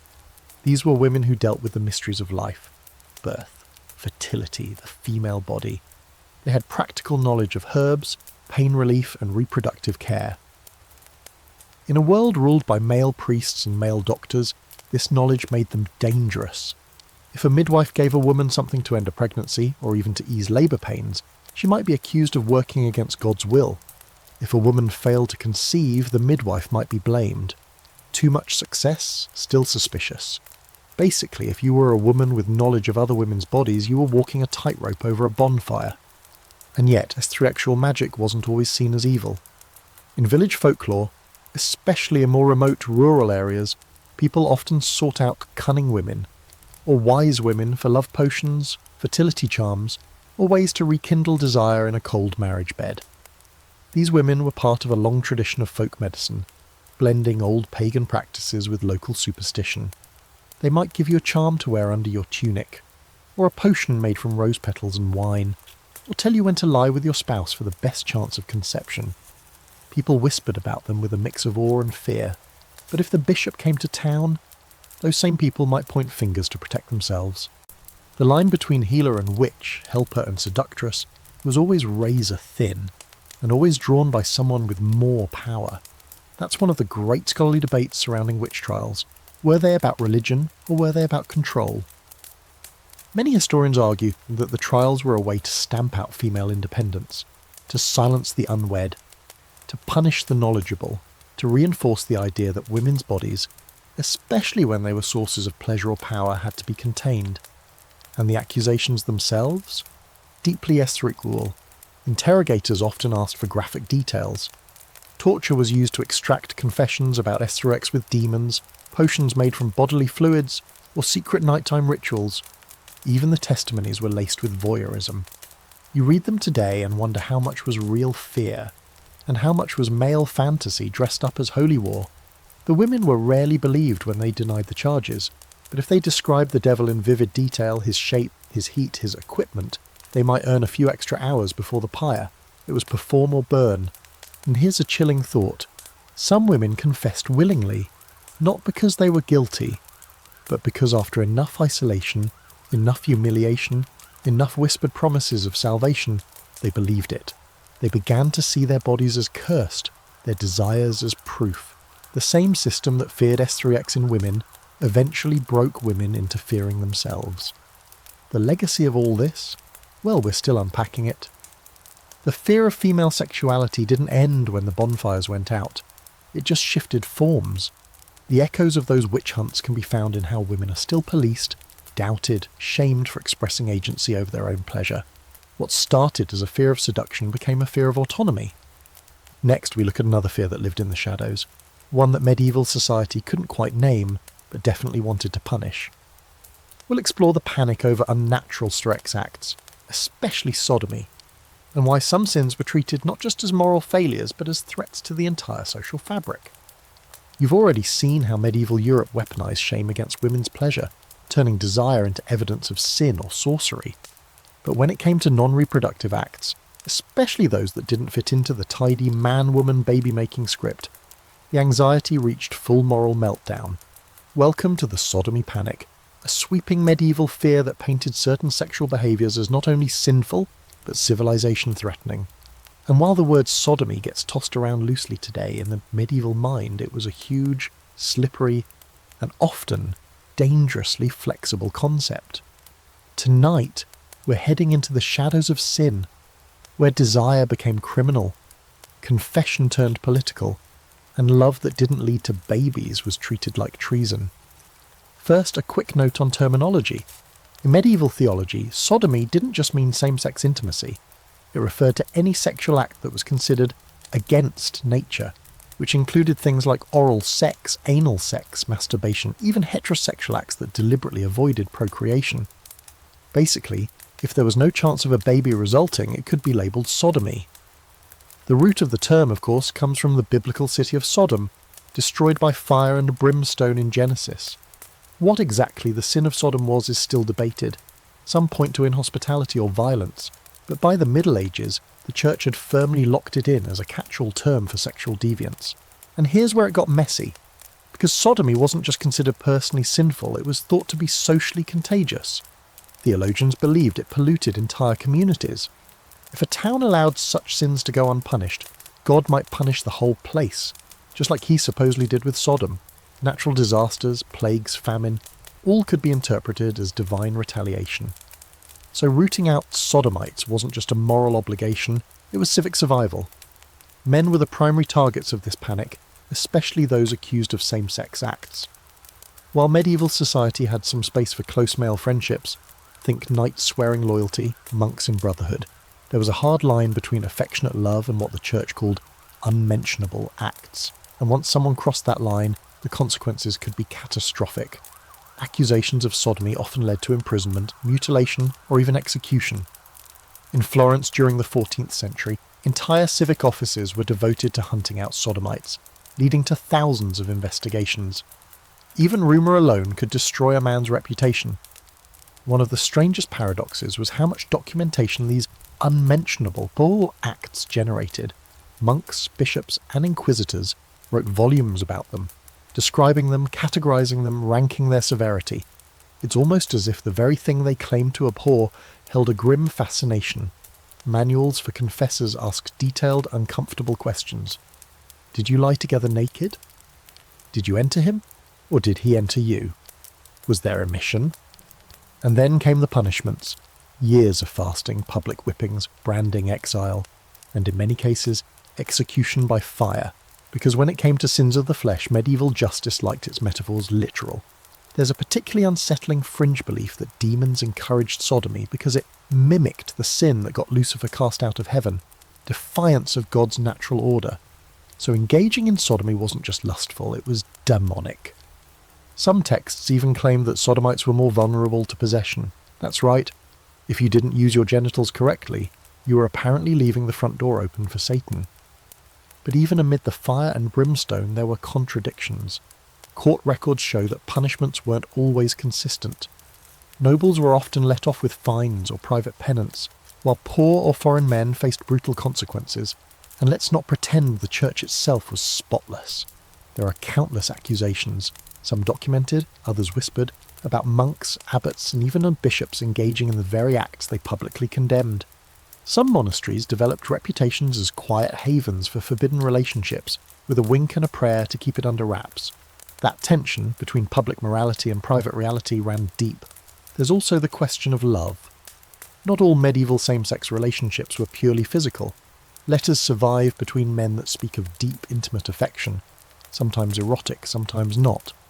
In monastic communities, intense emotional bonds could form between brothers in Christ. Some theologians even tried to allow space for these spiritual friendships, provided they remained chaste. But where was the line? If two monks spent too much time together, were they cultivating holy love, or feeding temptation? And what about women? Female same-sex intimacy wasn't as harshly punished, but that doesn't mean it went unnoticed. Theologians like Thomas Aquinas acknowledged that it existed, and labelled it unnatural. Nuns who grew too close might be separated. Confessors were warned to inquire gently but firmly. The penalties, when enforced, were often less about damnation and more about shame and separation. But that's also because many men simply refused to believe women were capable of such acts. Some even insisted that without a penis involved, it wasn't real S3X. Convenient. Still, documents like the penitentials, the rulebooks for assigning penance, do include instructions for female-on-female acts. Some specified fasting for 7 years, others required that the women never live in the same convent again. And then, as with so many things, there was the church's fallback interpretation. If it was happening, it must be because of demonic influence. Women alone couldn't be that creative. The devil must have taught them. This fear of non-procreative S3X wasn't just moral, it was cosmic. It challenged the idea that God had given humans a specific, sacred biological purpose, to be fruitful and multiply. Anything outside that narrow lane was interpreted as rebellion. That's why sodomy wasn't treated like a private act, it was a public danger, something that could bring down nations, invite plague, or anger the heavens. And it fed into other fears too about declining populations, foreign influence, the corruption of youth. In many ways, it functioned as a moral scapegoat for everything society couldn't control. And yet, despite all this, people still loved, still longed, still touched. History is full of coded letters, hidden poems, carved initials on monastery walls, fleeting records of relationships that never made it into official chronicles. People found each other in silence, in shadows, in prayer cloisters and forest paths. Even in a world that declared their love a crime, modern historians still debate how widespread same-sex relationships really were in the Middle Ages, and how often the line between friendship and intimacy was crossed. Some believe the records exaggerate the panic. Others argue the silence in official sources hides a much larger story. What's clear is that desire never fit neatly into categories, and that the more institutions tried to crush it, the more resilient it became.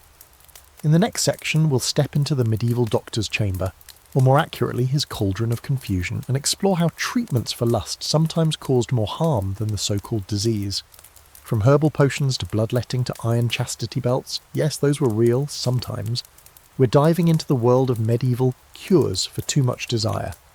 If you were a medieval person struggling with what the church so delicately referred to as inordinate desire, you had a couple of options. You could confess, you could fast, you could in desperation plunge into an icy stream or hurl yourself into a thorn bush like certain saints allegedly did. But if none of that worked, if the urge persisted, if your fond dream stayed sweaty, if your thoughts kept straying to Brother Philip or the milkmaid with the suspiciously exposed ankle, well, then it was time to turn to medicine. Or at least the thing that called itself medicine back then.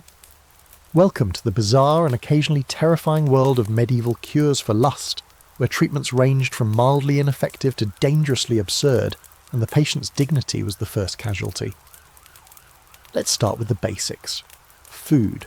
Physicians believed that lust was fueled by certain kinds of hot and moist foods, those that stoke the body's inner fire. So naturally, the first step in curbing desire was to kill the appetite, literally. Monastic diets often excluded meat, wine, rich cheeses, and spices, not just out of humility, but because it was thought that eating bland, cold, dry foods kept the loins quiet. A dinner of boiled lentils and rye bread wasn't just penitential, it was preventative medicine. If it didn't suppress your lust, it would at least drain your will to live. Certain herbs were also recommended to cool the blood and dry the humours. Lettuce, for example, wasn't just a salad base, it was considered an anti-aphrodisiac. So was watercress, vinegar, purslane and green beans. On the other hand, you were warned to avoid garlic, pepper, onions, honey and wine. Basically, anything remotely tasty or fun.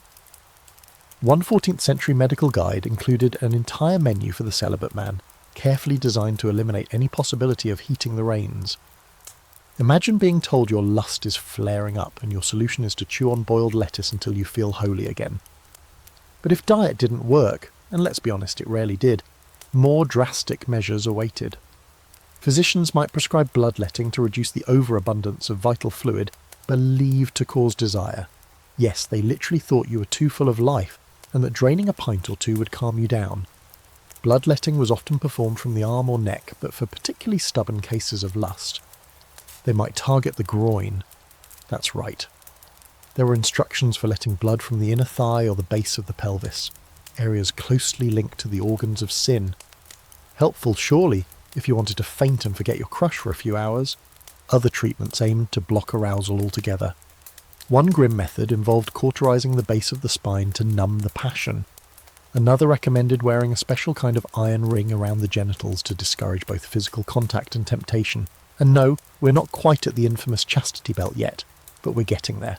Ah yes, the chastity belt, the stuff of legend, erotica and questionable museum exhibits.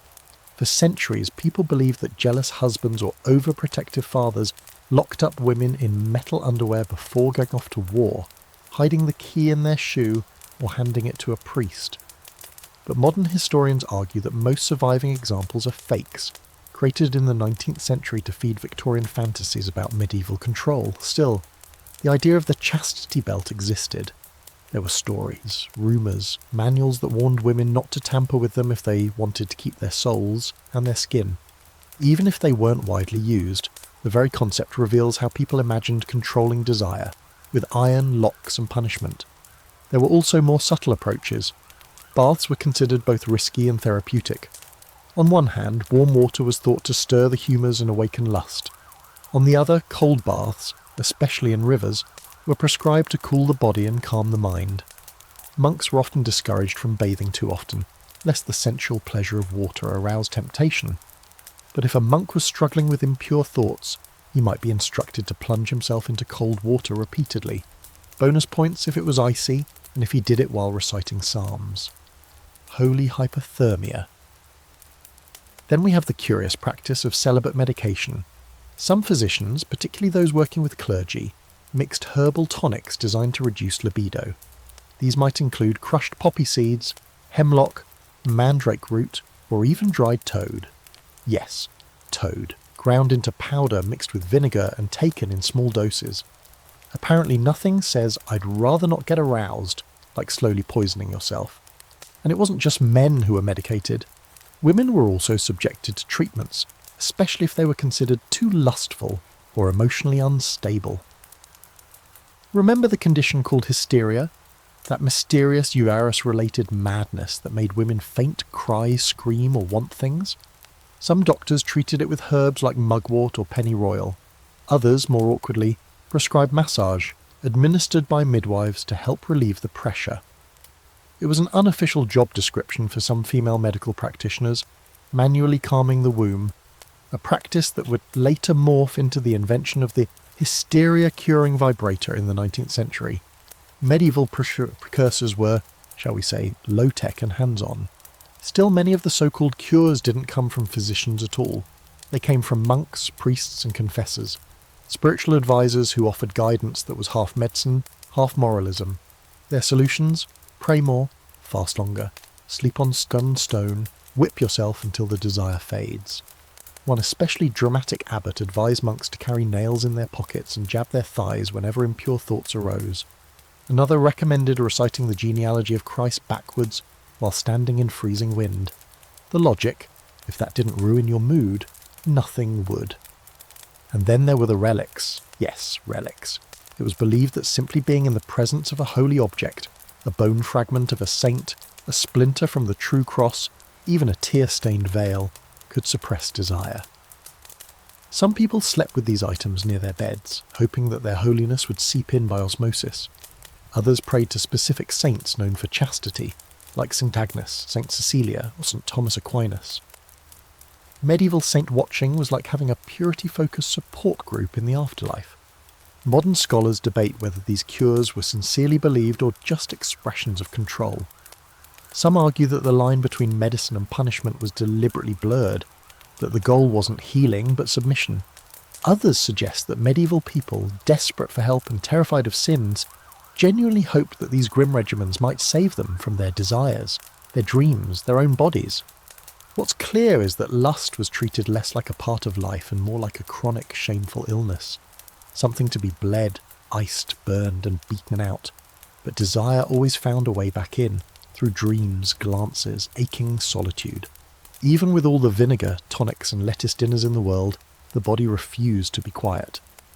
Next, we move from physical treatment to spiritual diagnosis, because for medieval people lust wasn't just a disease of the flesh. It was a sign that your very soul might be sick. Let's talk about the pathology of desire, and how church leaders turned longing into a symptom of moral collapse. You've now watched medieval people try to beat desire out of themselves with lettuce, leeches, iron belts and strategic bloodletting. You'd think they'd finally be satisfied, pun intended. But no, for the church and many medieval thinkers, lust wasn't just a problem of the body. It wasn't just about sticky sheets or wandering eyes. It was a deeper issue, a spiritual sickness that infected the soul like rot in an apple. Tonight, we're entering the twisted psychological labyrinth of lust as disease of the soul, where the body was merely the stage and sin was the performance, and spoiler alert, you were probably already infected. First, we need to revisit the medieval hierarchy of sin. At the top sat pride, the mother of all vices, the sin that got Lucifer kicked out of heaven. But lust? That was usually placed right after. Not because it was the worst, but because it was the most dangerously pleasurable. Other sins like envy or wrath burned quickly and left scars. Lust, though, it lingered. It felt good. It whispered. It promised warmth, connection, satisfaction. And then, at least according to church doctrine, it dropped you straight into damnation wearing nothing but a guilty conscience and a robe you definitely borrowed from someone holier. Theologians like Thomas Aquinas and Augustine dissected lust with a kind of spiritual scalpel. Lust, they said, was a disordered desire, one that turned the soul away from God and toward the flesh. That phrase, disordered desire, became shorthand for anything pleasurable that wasn't directly tied to marriage or procreation, and once that desire took root, it infected your thoughts, your will, your very essence. You weren't just committing sin anymore, you were becoming sin. This led to a chilling concept, that your soul could fall ill. Just like the body caught fevers or infections, the soul could be plagued by vice. And lust in this model was like a chronic condition. It started as a thought, then a glance, then a touch. Before you knew it, your spiritual immune system was failing. You were craving things, dreaming things, rationalizing things. And in the eyes of your confessor, that meant you were already sliding down the slope toward moral ruin. The metaphors used to describe lust as soul sickness were downright poetic and terrifying. It was described as a fire that consumed the interior of the soul, leaving only ashes of former virtue. It was compared to leprosy spreading invisibly until the whole body was unclean. One writer described lust as a fever in the blood and a fog in the mind, suggesting that even the capacity for reason was compromised. If you found yourself wanting someone, you weren't just tempted, you were contaminated. And then came the symptoms. Theologians and preachers warned people to watch for signs of a lust-infected soul. Were you too concerned with your appearance? Did you laugh too loudly? Were you too often gladdened by the company of the opposite sex? All red flags. Even things like sleeping too much, enjoying music, or daydreaming were considered early symptoms. It was a spiritual version of WebMD, where every ordinary human feeling pointed to damnation. You smiled at your neighbour. Ah, yes, that's stage 2 corruption. Prepare to fast. But the fear went deeper, because lust didn't just infect you, it spread. A lustful person was a carrier, a spiritual disease vector who might drag others down with them. This is why the church became obsessed with modesty, segregation, and silence. If lust was an illness, the only way to stay healthy was to quarantine the infected, or better yet, stop them from existing in the first place. Women with confidence, dangerous. Men with curiosity, dangerous. Anyone who made eye contact in the wrong tone of voice, immediate spiritual hazard. And because the symptoms were invisible, the only real way to diagnose a soul sickness was confession, which created a deeply psychological pressure cooker. You were expected to monitor your own thoughts constantly, to recognize sinful stirrings not when they turned into action, but when they first appeared. It was like being your own surveillance state, filtering every image, every feeling, every flicker of warmth for signs of internal rot. This turned confession into something very different than a simple recounting of actions. It became an autopsy. Priests didn't just want to know what you did. They wanted to know what you felt, what you imagined, what you resisted but wanted. Some confessional manuals instructed priests to ask, did you feel delight in the thought? Did you delay in banishing it? Did you return to the thought once it had passed? It wasn't enough to say, I sinned. You had to dissect your desire under spiritual cross-examination.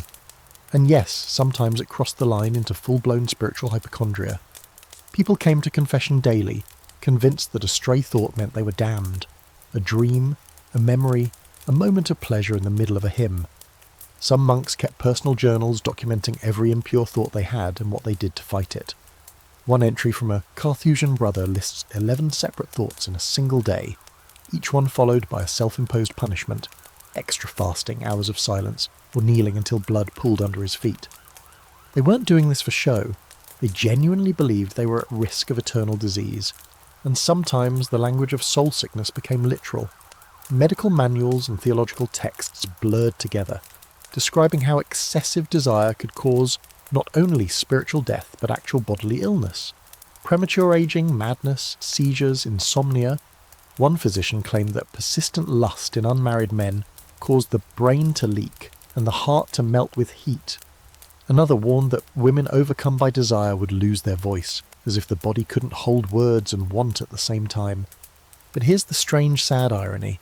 In trying to fight this disease, medieval people often made it worse.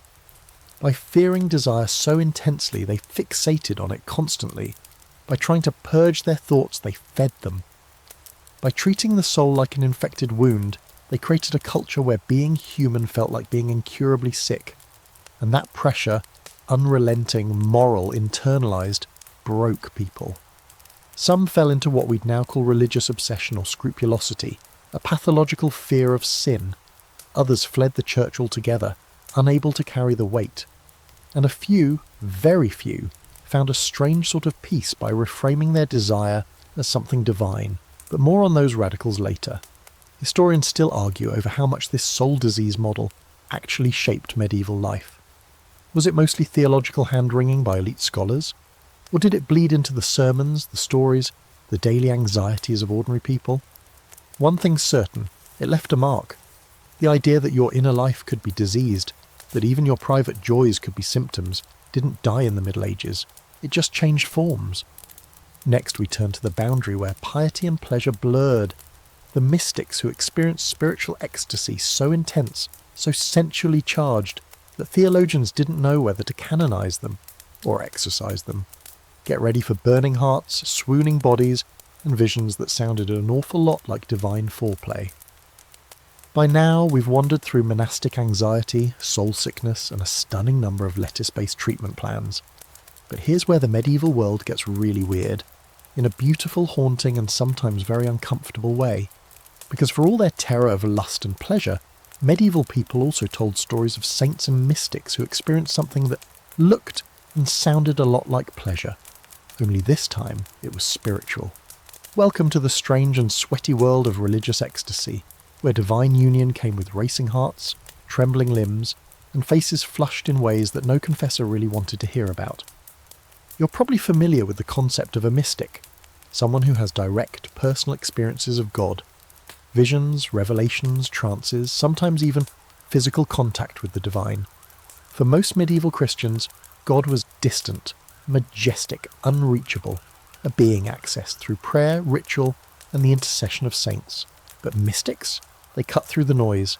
They had immediate experiences, and the language they used to describe those experiences? Well, let's just say it was not subtle. Take St. Teresa of Avila, for example. Technically post-medieval, but her descriptions are part of a long tradition rooted in earlier centuries. In one of her most famous visions, she describes an angel piercing her heart with a golden arrow, leaving her all on fire with the great love of God. She writes of the pain as so sweet that she moans aloud, unable to control her body. Her face flushes, she trembles, she weeps, and when the vision ends, she's left breathless and dazed, lying on the floor. If you're thinking, that sounds like an orgasm, you're not alone. People have been saying that since the 1600s, but Teresa was part of a much older phenomenon. Medieval mystics, particularly women, often used erotic or bridal language to describe their relationship with Christ. They called him their beloved, their spouse, their bridegroom. They described being kissed by the mouth of God, or having their souls penetrated by his light. And these weren't just flowery metaphors. Their bodies often reacted physically during prayer. Eyes rolled back, hands clenched, breathing quickened. Some collapsed entirely, overwhelmed by what they believed was divine presence. Imagine trying to explain that to your confessor. No, Brother Thomas, I wasn't sinning. I was being entered by holiness. For women especially, this path of spiritual ecstasy offered something radical, agency. They weren't allowed to preach or hold office, but through mystical experience they could claim an authority that no bishop could take away. I have seen God, they said. I have felt him. In a world where female desire was usually silenced or punished, mysticism offered an outlet, not just for faith, but for feeling, for longing, for passion. Take Mechtild of Magdeburg, a 13th century mystic who wrote an entire book filled with ecstatic love poetry addressed to Christ. In one passage, she imagines lying in bed with God, her soul naked before him. In another, she begs Christ to touch her heart until it melts in sweetness. Her language is so intimate, so sensual, that even her fellow nuns were reportedly a little unsettled. But Mechtild didn't flinch. For her, the body wasn't an obstacle to God. It was a vessel, a cathedral, a place where heaven broke through. And she wasn't alone. Hildegard of Bingen, abbess, composer, visionary, described her visions as a free light that burned through her veins. Julian of Norwich wrote of Jesus bleeding for her, like a lover dying in her arms. These women weren't writing erotica. They were trying to capture something profound, the intensity of divine love, which, let's be honest, human language can only express in terms we understand. And what we understand best is the body. Theologians didn't always know what to do with this. On one hand, mystics were considered holy. Their visions were seen as gifts. Their writings were copied, studied, and sometimes used in sermons. But on the other hand, there was all that moaning, all that swooning and flushed skin and bridal talk. It made church authorities nervous. Was this really God? Or was it the devil? Or worse, was it just lust dressed up in a habit? This led to real theological debates. Some thinkers believed these ecstasies were divine. Others saw them as dangerous illusions, moments when women mistook their own bodily pleasure for holy revelation. One scholar even suggested that certain mystics were possessed, not by demons, but by their own repressed S3Xuality. A heresy in the 13th century maybe, a bestseller in the 21st. And here's the real kicker. Some male mystics experienced similar ecstasies, but their language was usually more restrained. They wrote of light, harmony, peace, rarely fire, rarely trembling, rarely the piercing of the heart. There were exceptions, of course. St. Bernard of Clairvaux wrote thousands of love letters to Jesus, but for the most part, men's mysticism stayed above the waist. Women, however, gave themselves over completely, body and soul, which made them deeply suspect and undeniably powerful. One fringe case is Marjorie Kemper, a 15th century mystic who burst into tears whenever she thought about Jesus, which was all the time. She wept loudly in church, at markets, during sermons, even during S3X with her husband, which she reportedly endured while praying for his soul. Eventually, she convinced him to live chastely so she could devote herself fully to Christ. Her autobiography, possibly the first written by an English woman, is a fascinating mix of devotion, drama, and the awkward collision between flesh and spirit. So what does this all tell us? That even in a culture terrified of desire, longing still found its voice. That even in convents and cloisters, people still ached for union, not just with God, but with something felt, something embodied. And that the boundary between holiness and sensuality was much thinner than the theologians like to admit. Historians today are still unpacking what these mystics were really experiencing. Were they using spiritual language to express feelings they couldn't otherwise admit? Were their visions genuine mystical experiences, or a kind of emotional ecstasy born from isolation and intense focus? Or maybe, just maybe, the line between sacred and sensual isn't as fixed as we like to think. Next, we return to the fire and brimstone world of the pulpit, where preachers shouted about S3X from raised platforms, using fear, filth, and just enough humour to keep your attention. Get ready for the medieval sermon, where desire was a public threat and the devil had a suspicious number of jokes about pants. Picture this: a crowded medieval church on a damp Sunday morning, packed wall to wall with villagers in scratchy wool trying to stay awake. You're standing shoulder to shoulder with neighbours, inhaling the faint smells of livestock, wood smoke, and someone's overly fermented breakfast. Suddenly the preacher strides up to the pulpit like he's about to call down thunder. And he does, except this thunder isn't about taxes or crops. It's about S3X. Graphic, terrifying, slightly hilarious S3X. Welcome to the world of the medieval S3X sermon, where desire was a public menace, and you could be shamed into submission with a well-timed joke about your trousers. Medieval preachers had one main job: keep their congregations morally terrified. Sermons weren't just spiritual encouragement, they were moral instruction, community scolding, and public entertainment, all rolled into one long-winded monologue. And while they covered a range of sins, from greed to gluttony to gambling, there was one sin that always got the crowd's full attention: lust. Why? Because everyone had a body, and everyone, yes, even the pious old lady in the back, had thoughts, and the preachers knew it. So they leaned in, hard. Medieval S3X sermons were vivid, not abstract, not metaphorical. They included real-life scenarios, gross-out details, and occasionally impressions. One 14th century preacher compared the lustful to pigs wallowing in filth, rolling around in desire until they smelled worse than Satan's backside. Another described a man who sinned so often that he wore his private parts down, like an old shoe. That's a real quote, and while the congregation may have gasped, they definitely laughed too. Humour made it stick. Nothing says fear God quite like laughing at your own doom. And it wasn't just men getting roasted. Women were often portrayed as walking temptations, their bodies likened to baited traps. One preacher warned that a beautiful woman's face was a net, her voice a hook, and her walk a noose for the necks of fools. Another advised men to avoid looking into a woman's eyes unless they were prepared to lose their soul through the window of sight. And if that sounds poetic, remember that it was usually followed by graphic warnings of hellfire, disease, or, if you were especially unlucky, public execution. The language of the sermon was tailored to the audience.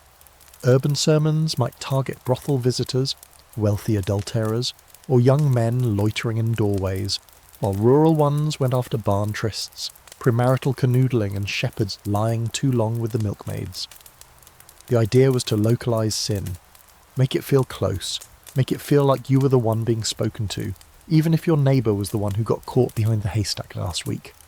And yes, it got specific. Preachers listed forbidden positions, times of day, and even moods that made S3X sinful. One friar warned that laughing during the act was a sign that the devil was present, for when man laughs, the devil rejoices in the shadows. Another ranted against married couples who continued to sport with one another after childbirth, calling it doggish behaviour. The underlying message was always the same. Pleasure was suspicious, and any deviation from reproductive, sober, silent intimacy was basically an RSVP to hell. Now, not all sermons were this fire and brimstone. Some were more instructional. In the 13th and 14th centuries, as confession became more formalised, many preachers were trained to give practical moral advice, yes, even about bedroom behaviour. There were sermons that listed approved days for marital intimacy, no feast days, no Sundays, no Fridays, and proper intentions, no lust, no fun, only babies. In one infamous example, a Dominican friar told married couples to think of Christ's passion during intercourse. Just let that settle in. You're trying to make a baby, and you're supposed to picture crucifixion. It's no wonder so many people left church more confused than cleansed. But here's the fringe twist. Some preachers also recognised how ridiculous all this sounded. And so, tucked between the threats and the shame, you'd sometimes find a sliver of humour or empathy. One preacher noted that if lust were so easy to cast out, we'd have no need for preachers at all. Another joked that men who feared temptation should take up beekeeping, for nothing kills desire faster than a bee in the trousers. These moments didn't excuse sin, but they made the whole performance more tolerable. You were being scolded, yes, but with flair.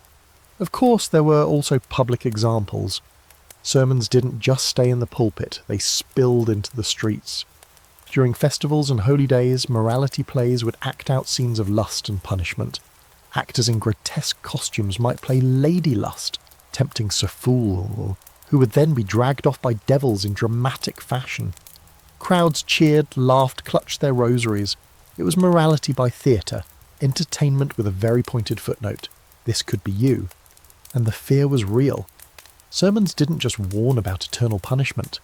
They warned about real-world consequences, disease, poverty, disgrace, illegitimate children, and perhaps worst of all, social humiliation. You didn't want to be the person everyone stared at during the preacher's pointed pause. You didn't want your nickname whispered after Mass. The power of these sermons wasn't just in their content, it was in their audience. You were being corrected in public, among your peers, your family, your rivals. That was punishment enough. Some historians suggest that these sermons worked more like medieval tabloid gossip than moral guidance. They named sins, described scandals, hinted at local rumours, and whipped up collective judgment. Others argue that they were vital tools of community regulation, primitive, loud, sometimes ridiculous, but effective. Whatever their true purpose, there's no denying that sermons helped shape the medieval relationship to desire, a combination of fear, shame, fascination, and barely contained laughter. Interestingly, some people use sermons as their moment of public repentance. A merchant might stand during a sermon and confess to fornication. A woman might weep loudly in the pew, drawing attention to her regret. These acts too became part of the social performance, confession as public theatre, redemption as spectacle. And not all preachers were grim finger-waggers. Some, like Bernardino of Siena, used wit and charisma to draw crowds, telling stories about jealous husbands, cheating wives, and foolish lovers to illustrate moral points. His sermons were so popular they had to be held outdoors, but no matter the tone, humorous or harsh, the message was consistent. Desire was dangerous, and if you didn't control it, someone else, your priest, your neighbours, or the literal devil would. Next, we'll step off the pulpit and into the confessional booth itself, where secrets were whispered, shame was catalogued, and priests became medieval detectives of the human soul. Get ready for awkward questions, invasive procedures, and the whispered confessions of 1,000 guilty knights. You've heard the sermons, the yelling, the jokes, the threats, but for all their noise, medieval preachers were just the warm-up act. If you really wanted to feel the heat, You had to step into a place far more intimate and far more terrifying, the confessional. Not the tidy little box you might picture today, with a screen and a whisper and a quick 3 Hail Marys. No. In the Middle Ages, confession was a sprawling, detailed and often wildly invasive ritual, especially when it came to S3X. It was where desire was measured, dissected and sentenced. And it wasn't optional. If you wanted your soul clean, you had to spill everything. Let's set the scene. It's Lent, sometime around 1320. You, like every other soul in your village, are required to make an annual confession. This isn't a private matter. Everyone knows, everyone watches. Maybe you've already been avoiding eye contact with the parish priest all week, dreading the moment. And now it's here. You approach the priest, you kneel, you try to remember the proper opening. Bless me, Father, for I have sinned. Except now the questions begin, and they're nothing like what you expected. Confessors were trained with penitentials, manuals that guided them through a dizzying array of sins and how to uncover them. These books weren't shy. They didn't wait for you to volunteer your sins. They instructed priests to interrogate, especially about carnal acts. The priest might ask, have you fornicated? With whom? Was it your spouse? Was there a mission? Did you finish inside or outside? Did you consent with joy or with shame? Was it at night, during a feast, or in a sacred place? Did you use any enhancements? You're sweating, and he's just getting started. The idea was that S3X sin wasn't just doing the act. It was the intention, the frequency, the feelings, the physical position, and the mental imagery. A sinful thought that gave you pleasure could be as bad as the act itself, which meant you weren't just confessing what you'd done, you were confessing what you wanted to do. The confessional turned desire into a legal deposition, and the priest. He was judge, jury, and, unfortunately, sometimes the most curious person in the room. Some penitentials were so obsessed with detail that they bordered on voyeuristic. One 12th century manual asked the priest to determine if the sinner stimulated themselves with the hand or allowed another to do so, and whether they ejaculated, and if they used ointments or oils. Another advised priests to ask women whether they had experienced pleasure, and whether they had helped their husbands reach it. These weren't fringe examples, they were standard guides. The goal was clarity and control. Now, let's take a breath and remember, many priests were just as uncomfortable as their confessants. Imagine being a village cleric, half literate, trying to figure out what to ask your neighbour's teenage daughter, or the recently widowed farmer whose hands won't stop shaking. The system demanded answers, but reality was awkward. Some priests rushed through it, some avoided the most invasive questions.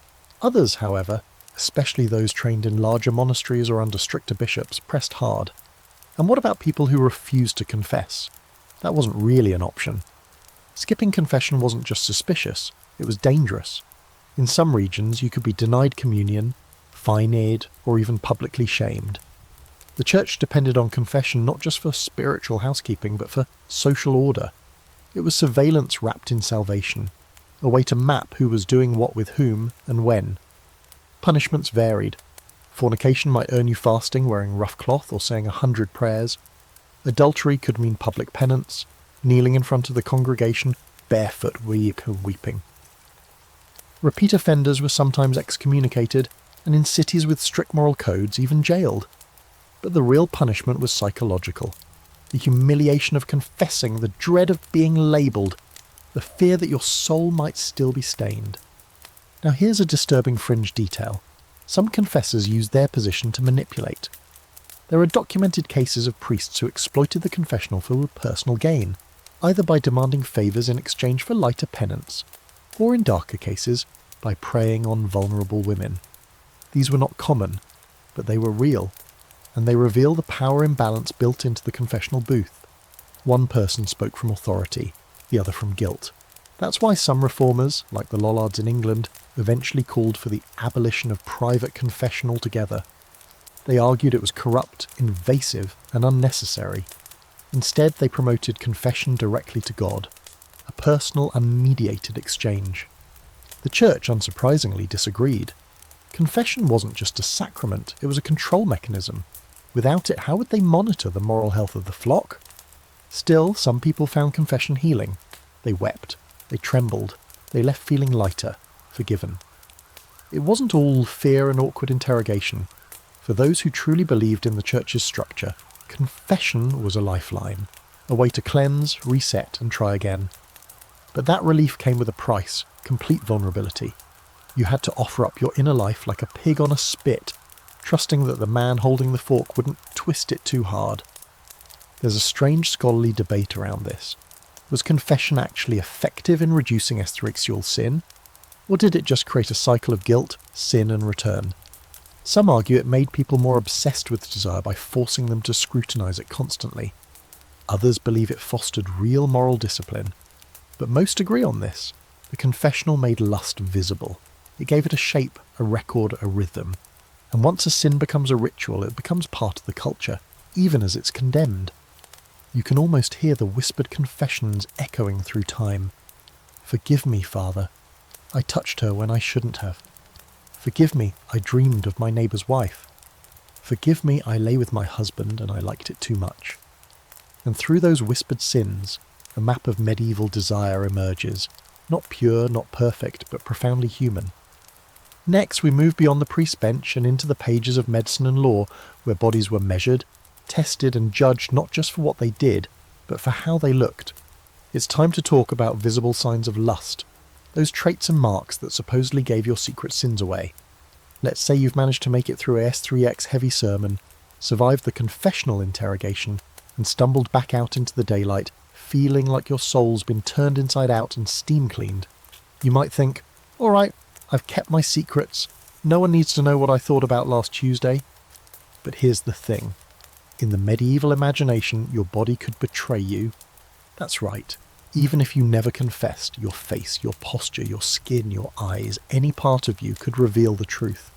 Tonight, we're exploring the bizarre and surprisingly detailed world of visible signs of lust, where desire wasn't just a sin, it was something you wore.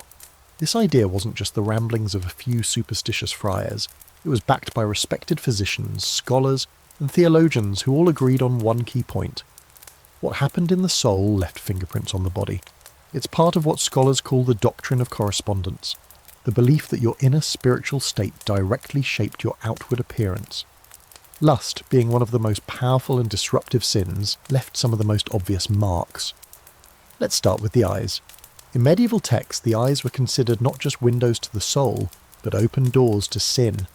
If your eyes darted too quickly or lingered too long on someone's neckline, you were giving away your intentions. Wide, bright eyes were considered a sign of sensuality. Heavy-lidded glances, dangerously flirtatious. And if you were unfortunate enough to have large pupils, well, sorry, but that meant you were open to temptation. One preacher even warned that a woman's lust shines from her eyes like a candle in the window of a brothel.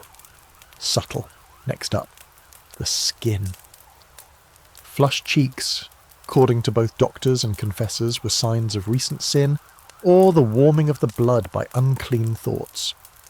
Pale complexions were preferred, not out of beauty standards alone, but because they were thought to indicate chastity, control, and the cooling of passions. If your skin was too radiant or glowing, that was suspect. And if you were breaking out in hives or other blemishes, that could be God's punishment made visible. Some even believed that leprosy was the result of unclean lust, a slow rotting warning to the rest of the village. Let's not forget about posture. Lustful people, it was said, walked differently, more sway in the hips, shoulders back, chin high. Women who carried themselves with looseness were assumed to be sexually available. Men who strutted too confidently were presumed to be thinking with the wrong part of their anatomy. The devout were expected to walk slowly, head bowed, eyes low. Basically, if you looked like you were enjoying your day, someone somewhere probably assumed you were sinning.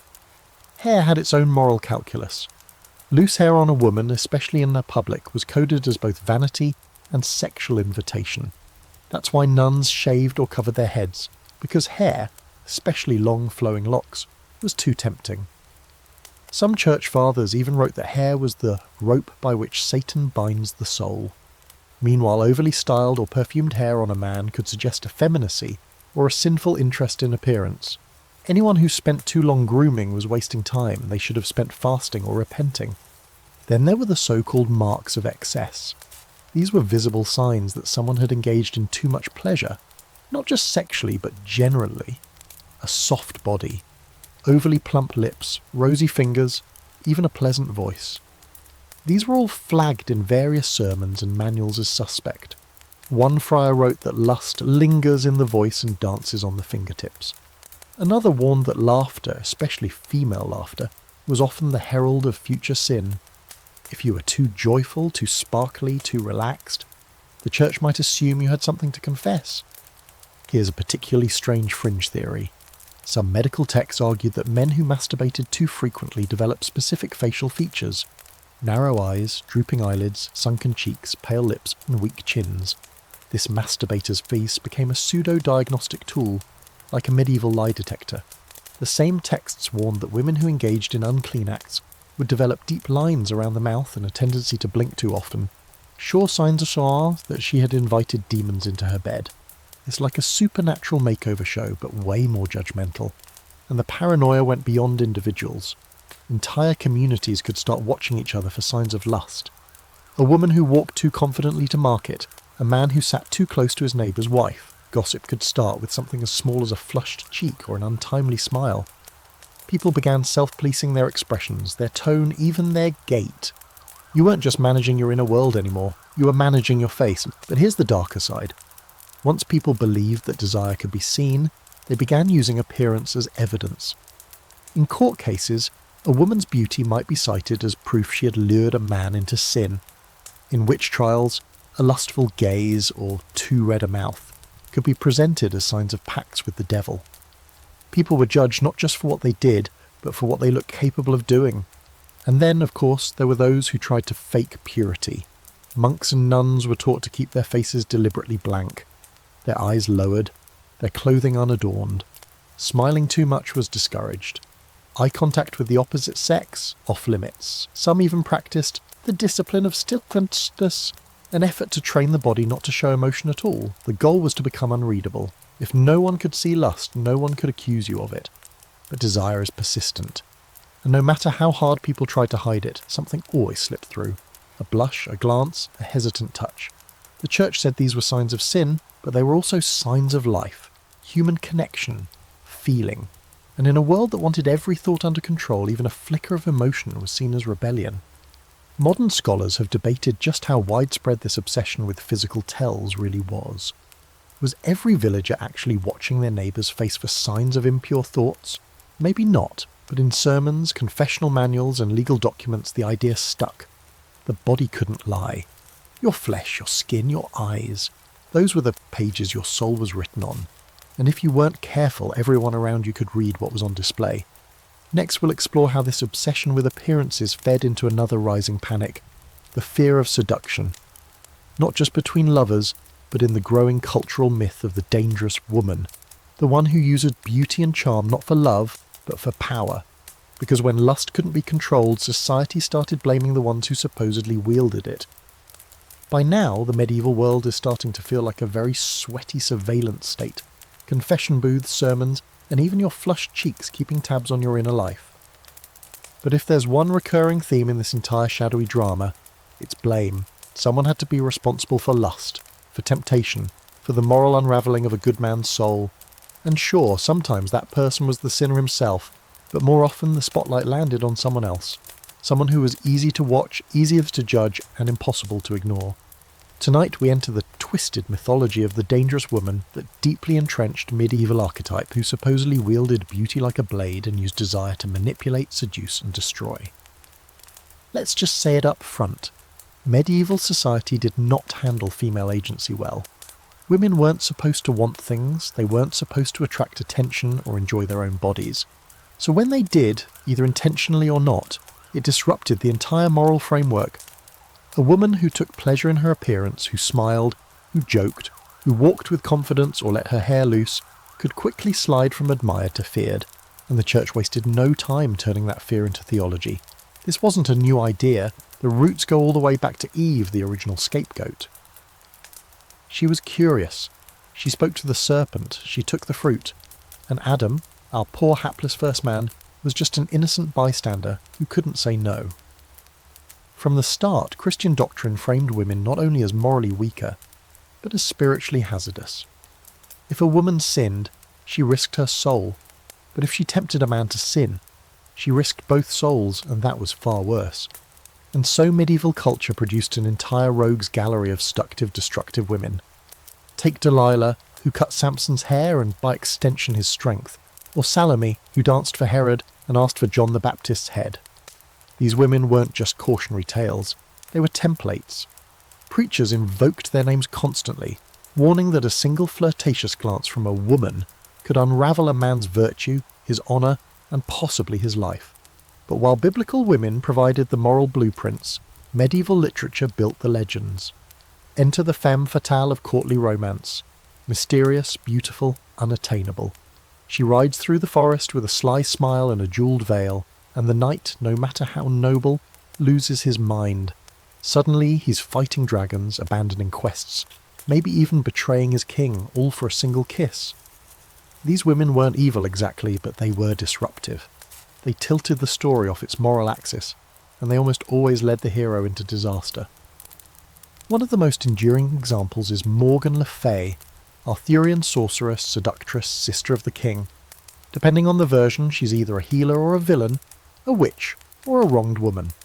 But in almost every telling, her greatest power is temptation. She lures knights into enchanted valleys. She seduces and humiliates. She even tries to bed her own nephew. And when things go wrong, it's always framed as her doing.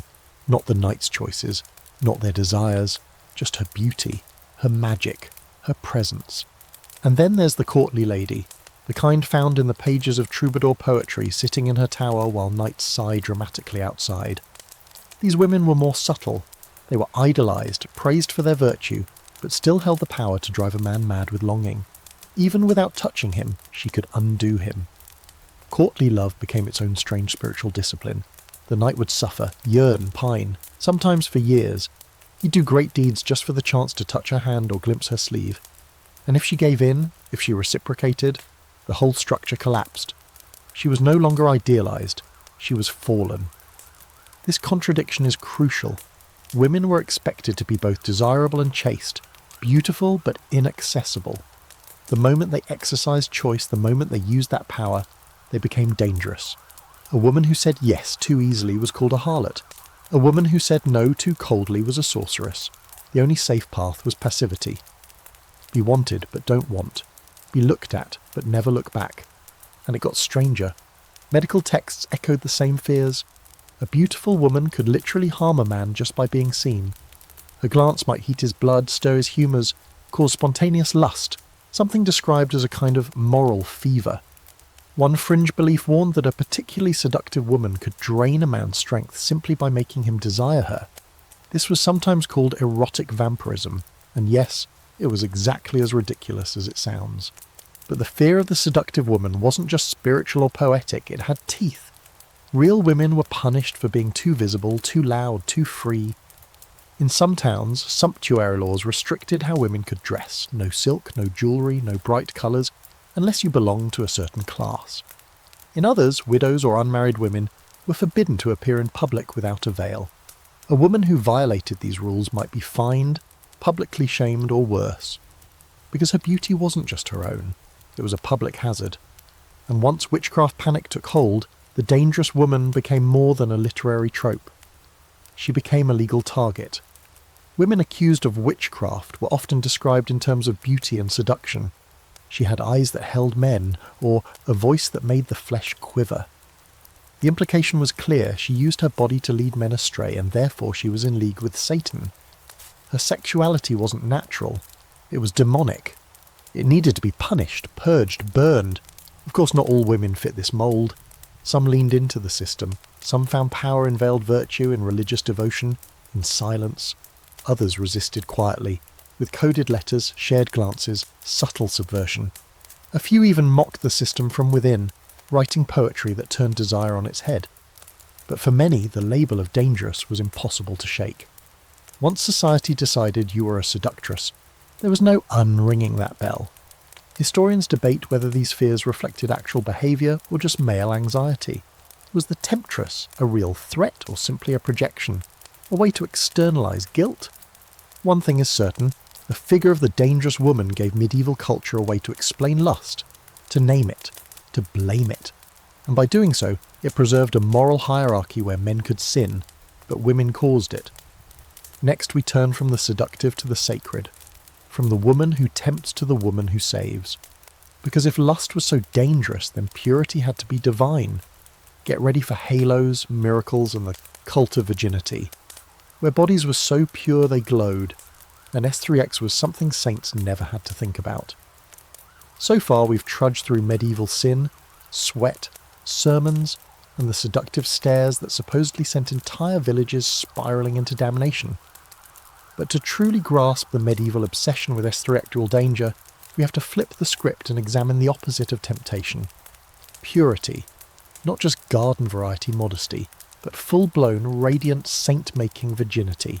The kind that was considered so powerful, so untouchable that it could heal the sick, repel demons, and literally shine brighter than the sun. Welcome to the world of sacred chastity, where the human body was transformed into a temple, a fortress, a mystical fortress sealed tighter than a monastery door at midnight. Now, we've all heard of the Virgin Mary.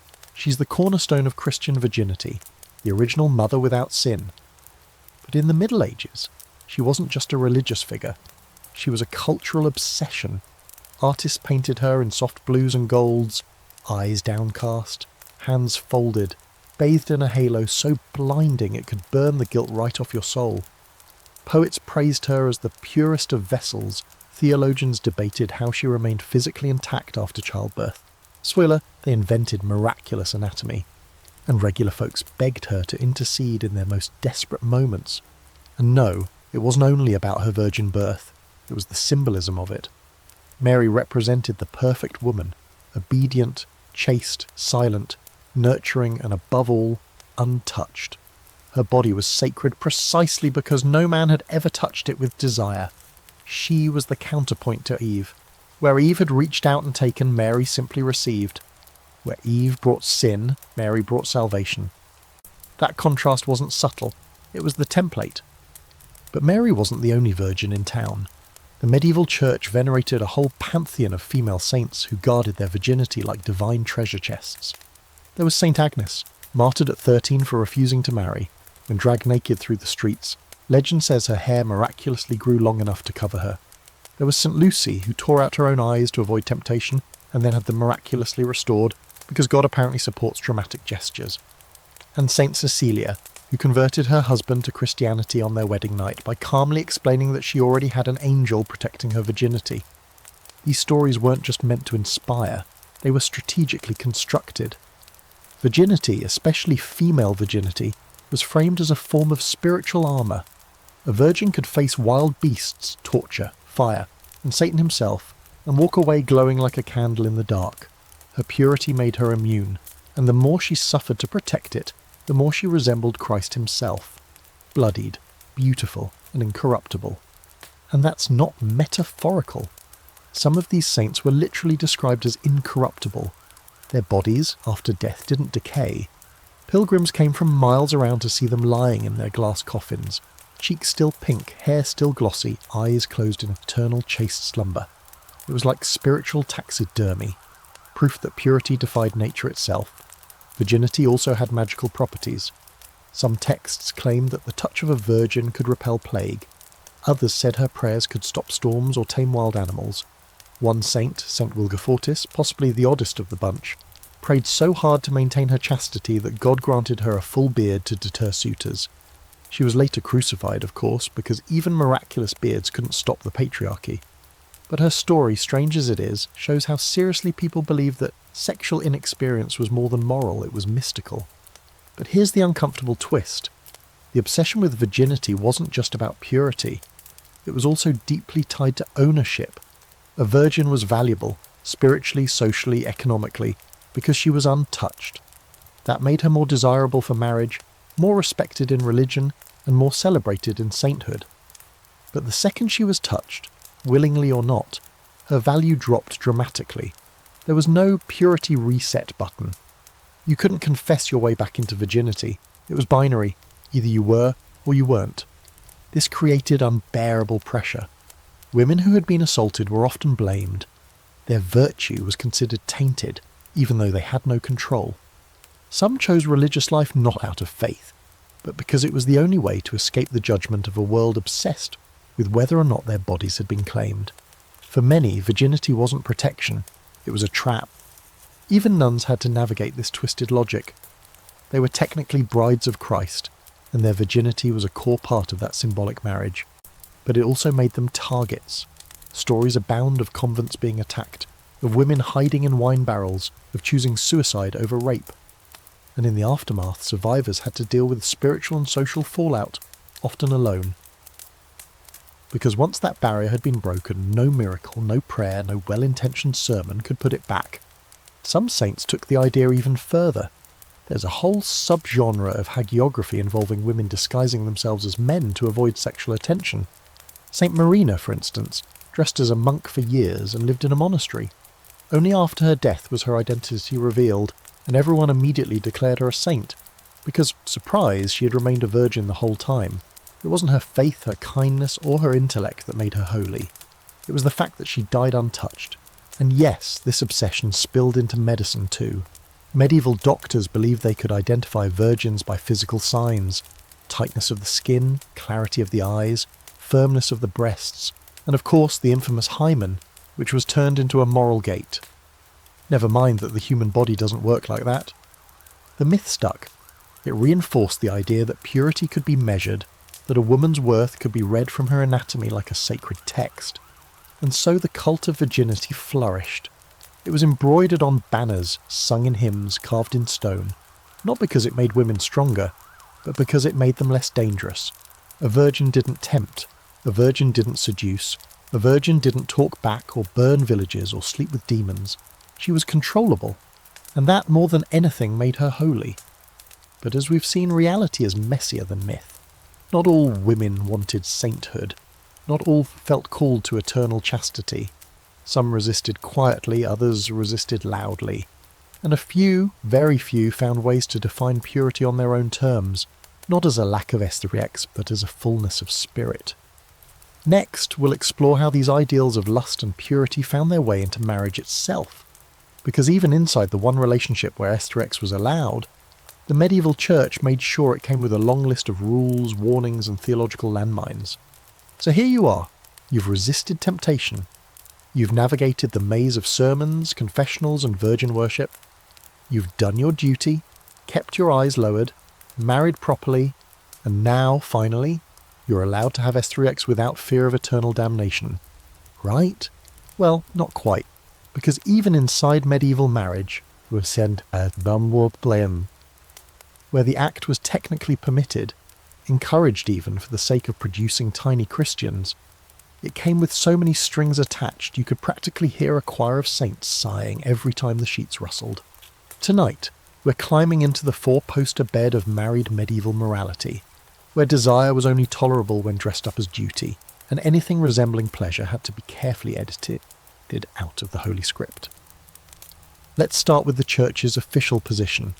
Marriage was not about love, not romance, not chemistry, and definitely not passion.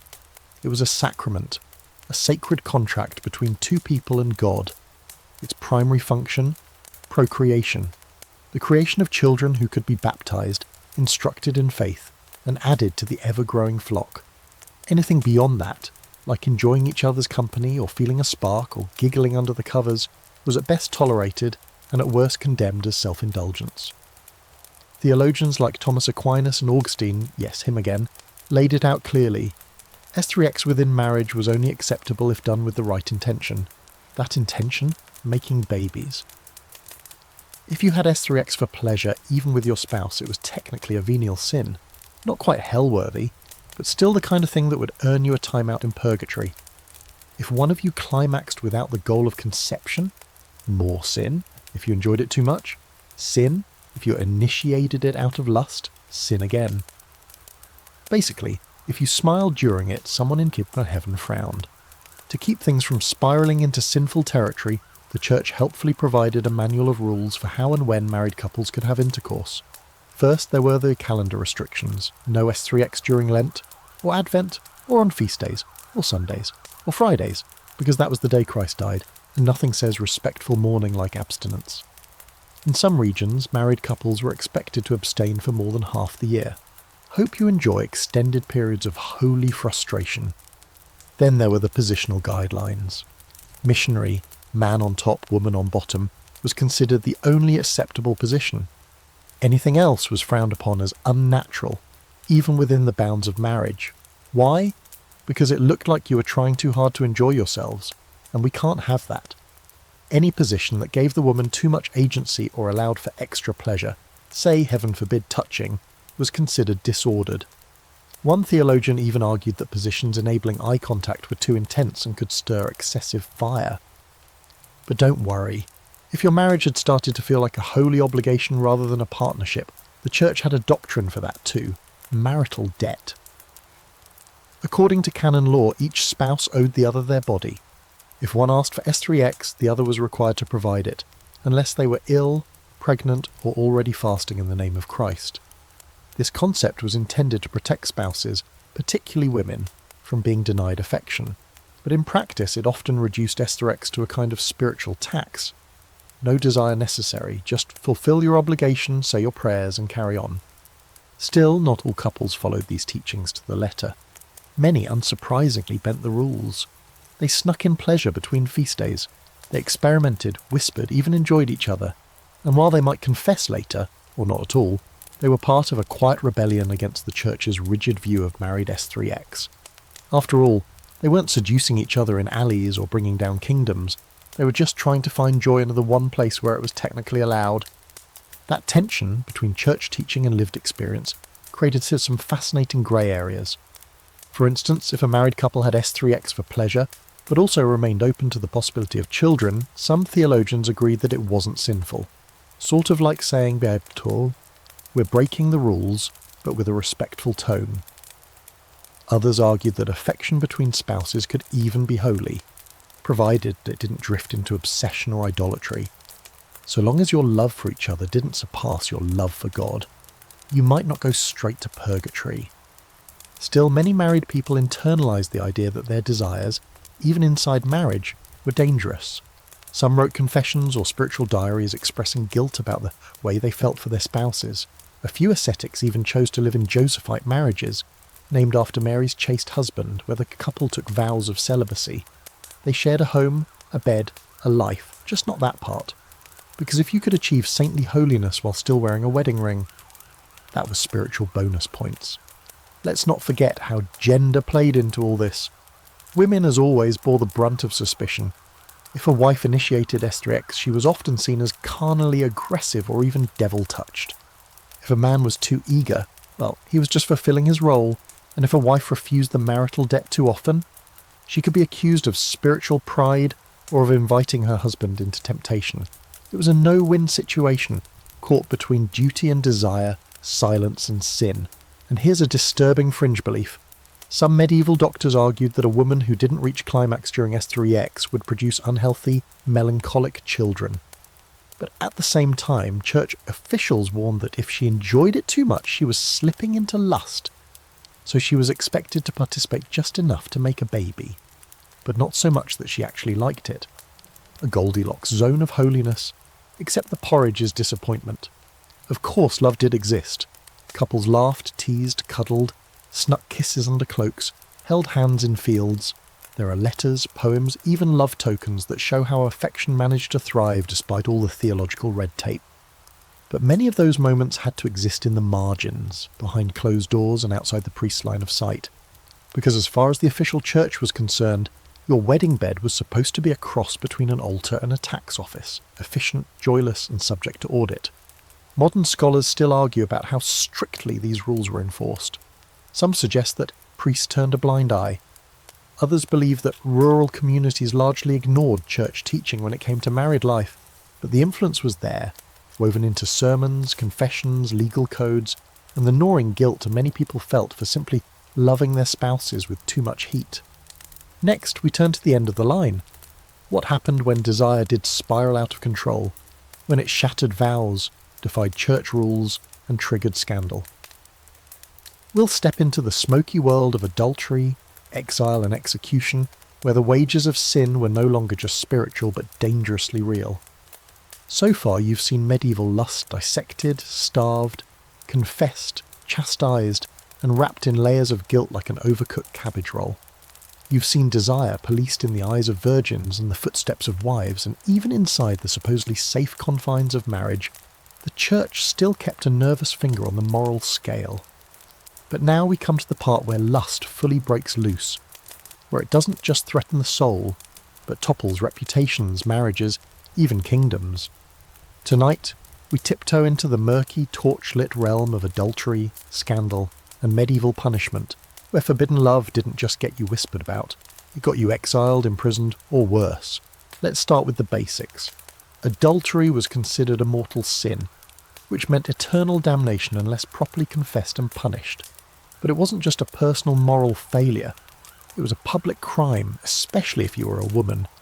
A married woman's affair cast doubt on her children's legitimacy, disrupted inheritance rights, and publicly humiliated her husband.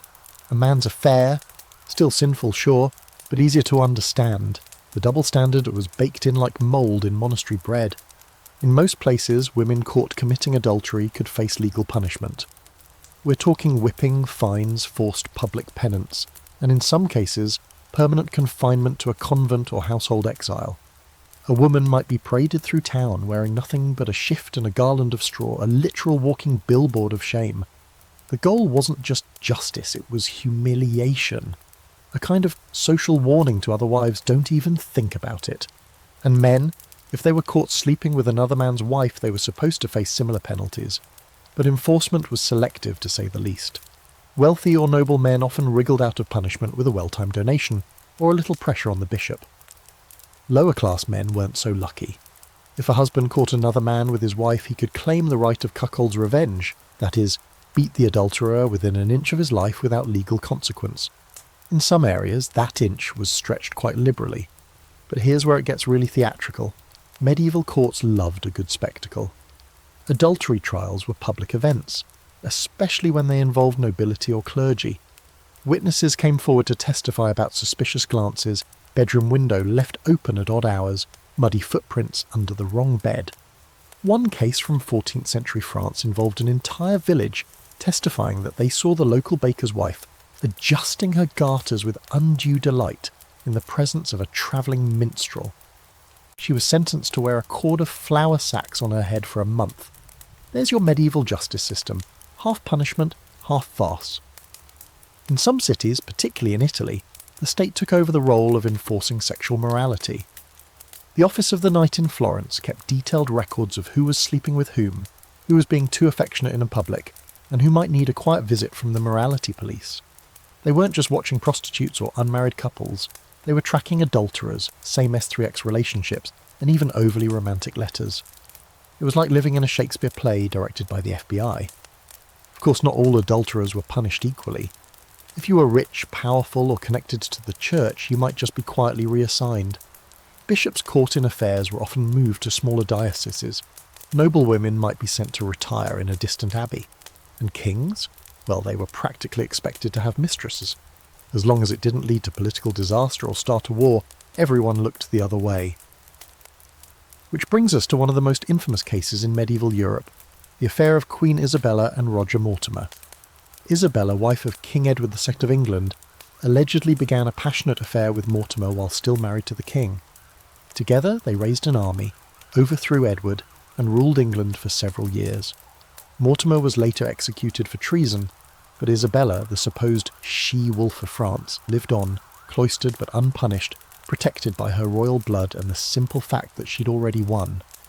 For a moment, lust didn't just conquer virtue, it conquered England. But not every story ended with a throne. In some towns, adultery was punished with death, especially if it involved a clergyman or a woman accused of seducing a priest. One particularly grim case from Spain involved a woman who was stoned to death outside her parish church while her former lover was publicly flogged and excommunicated. Her crime? Enticing the holy man with carnal songs. Translation: she probably sang near him loudly. Some women, knowing the consequences, went to extraordinary lengths to cover their affairs. There are records of love potions, forged letters, and even fake pregnancies, complete with padded bellies and stolen newborns, to explain sudden births that didn't match the marital calendar. In one German case, a woman was caught raising the child of her sister, whom she had paid to deliver a baby on her behalf. When questioned, she claimed immaculate conception. The court was unconvinced. And what about the children born from these forbidden liaisons? They were often labelled bastards, a legal term with real consequences. Bastards couldn't inherit land or titles, and they were sometimes denied baptism unless a priest could be convinced of their mother's repentance. Some noble bastards, like William the Conqueror, went on to reshape history. But most lived in the margins, technically Christian, socially suspect, and forever stamped with their parents' sin. Still, not everyone saw adultery as purely wicked. In poetry and song it was often romanticised, even exalted. Troubadours sang of doomed lovers. Courtly romances revolved around longing glances, secret meetings, and forbidden embraces. There was a sense, especially among the literate elite, that true love might transcend mere marriage, that what the church condemned, the heart might still honour. And while that rarely translated into legal leniency, it did shape how people thought about love. It left room, however small, for empathy. Historians still debate whether the medieval obsession with adultery was about morality or control. Was it about protecting the sacrament of marriage, or preserving property and paternity? Either way, the message was clear. S3X outside of wedlock wasn't just a sin, it was a threat. To family, to community, to the divine order. And when that threat became visible, the consequences were swift and merciless. And so the cycle continued. Lust was feared, desire was punished, love was trapped between sacred rules and human longing. But the need for touch, for closeness, for something more than duty, that never really went away, no matter how many sermons were shouted, or veils were lowered, or adulterers were whipped in public squares. Which brings us to the end of our strange, shadowy journey through medieval fear and flesh. But before you drift off completely, let's take a soft detour through one final passage, a gentle closing to this tangle of purity, panic, and very bad medical advice.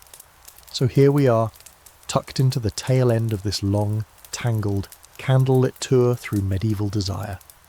You've slogged through confessionals and convents, heard sermons bellowed from pulpits and whisperings behind monastery walls, and followed lust from bedroom to battlefield, from courtroom to confessional, from stony cathedral arches, all the way to the inside of someone's slightly suspicious blush. And if you're still lying there, lights low, fan humming, mind half drifting, then maybe now's the moment to breathe a little easier. Because despite all that drama, despite the fire and brimstone panic and the wildly specific moral calendars, no Wednesdays, really? You've made it through. And unlike the folks we've met along the way, you'll probably survive this. What becomes clear when you stitch all these threads together is that medieval people weren't all that different from us. They were obsessed with the same questions we still tiptoe around. Today, what makes desire dangerous? Where do we draw the line between sacred and sinful? And why does the single human impulse cause so much anxiety, or an occasional ridiculousness? They didn't have clear answers. The church tried to draw them, rigid, neat, inflexible, but life always smudged the lines. People still dreamed, desired, touched, and transgressed. They still slipped and stumbled and repented and sinned again. Whether they were nuns writing passionate poetry to Christ or newlyweds fumbling beneath woolen sheets, they kept trying to make sense of their bodies in a world that insisted bodies were dangerous. And maybe that's the quiet truth behind all this. That the fear of S3X wasn't really about the act itself. It was about control of others, of the self, of the fragile illusion that we can keep our deeper instincts tucked neatly beneath layers of ritual, fabric, and prayer. But desire doesn't stay hidden. It spills out in laughter, in longing, in dreams, even in the middle of a plague year or a 60-day fast. So tonight, as you drift off, maybe give those medieval souls a little grace. They didn't have modern therapy, or Google, or even consistent plumbing. All they had were whispered warnings, miracle tales, and their own tangled hearts. And in the end, for all their rules and rituals, they were just people, aching, flawed, funny, frightened people, trying to live within the confines of a world that said wanting was wrong, but never quite convinced them to stop. Now, let your mind float a little.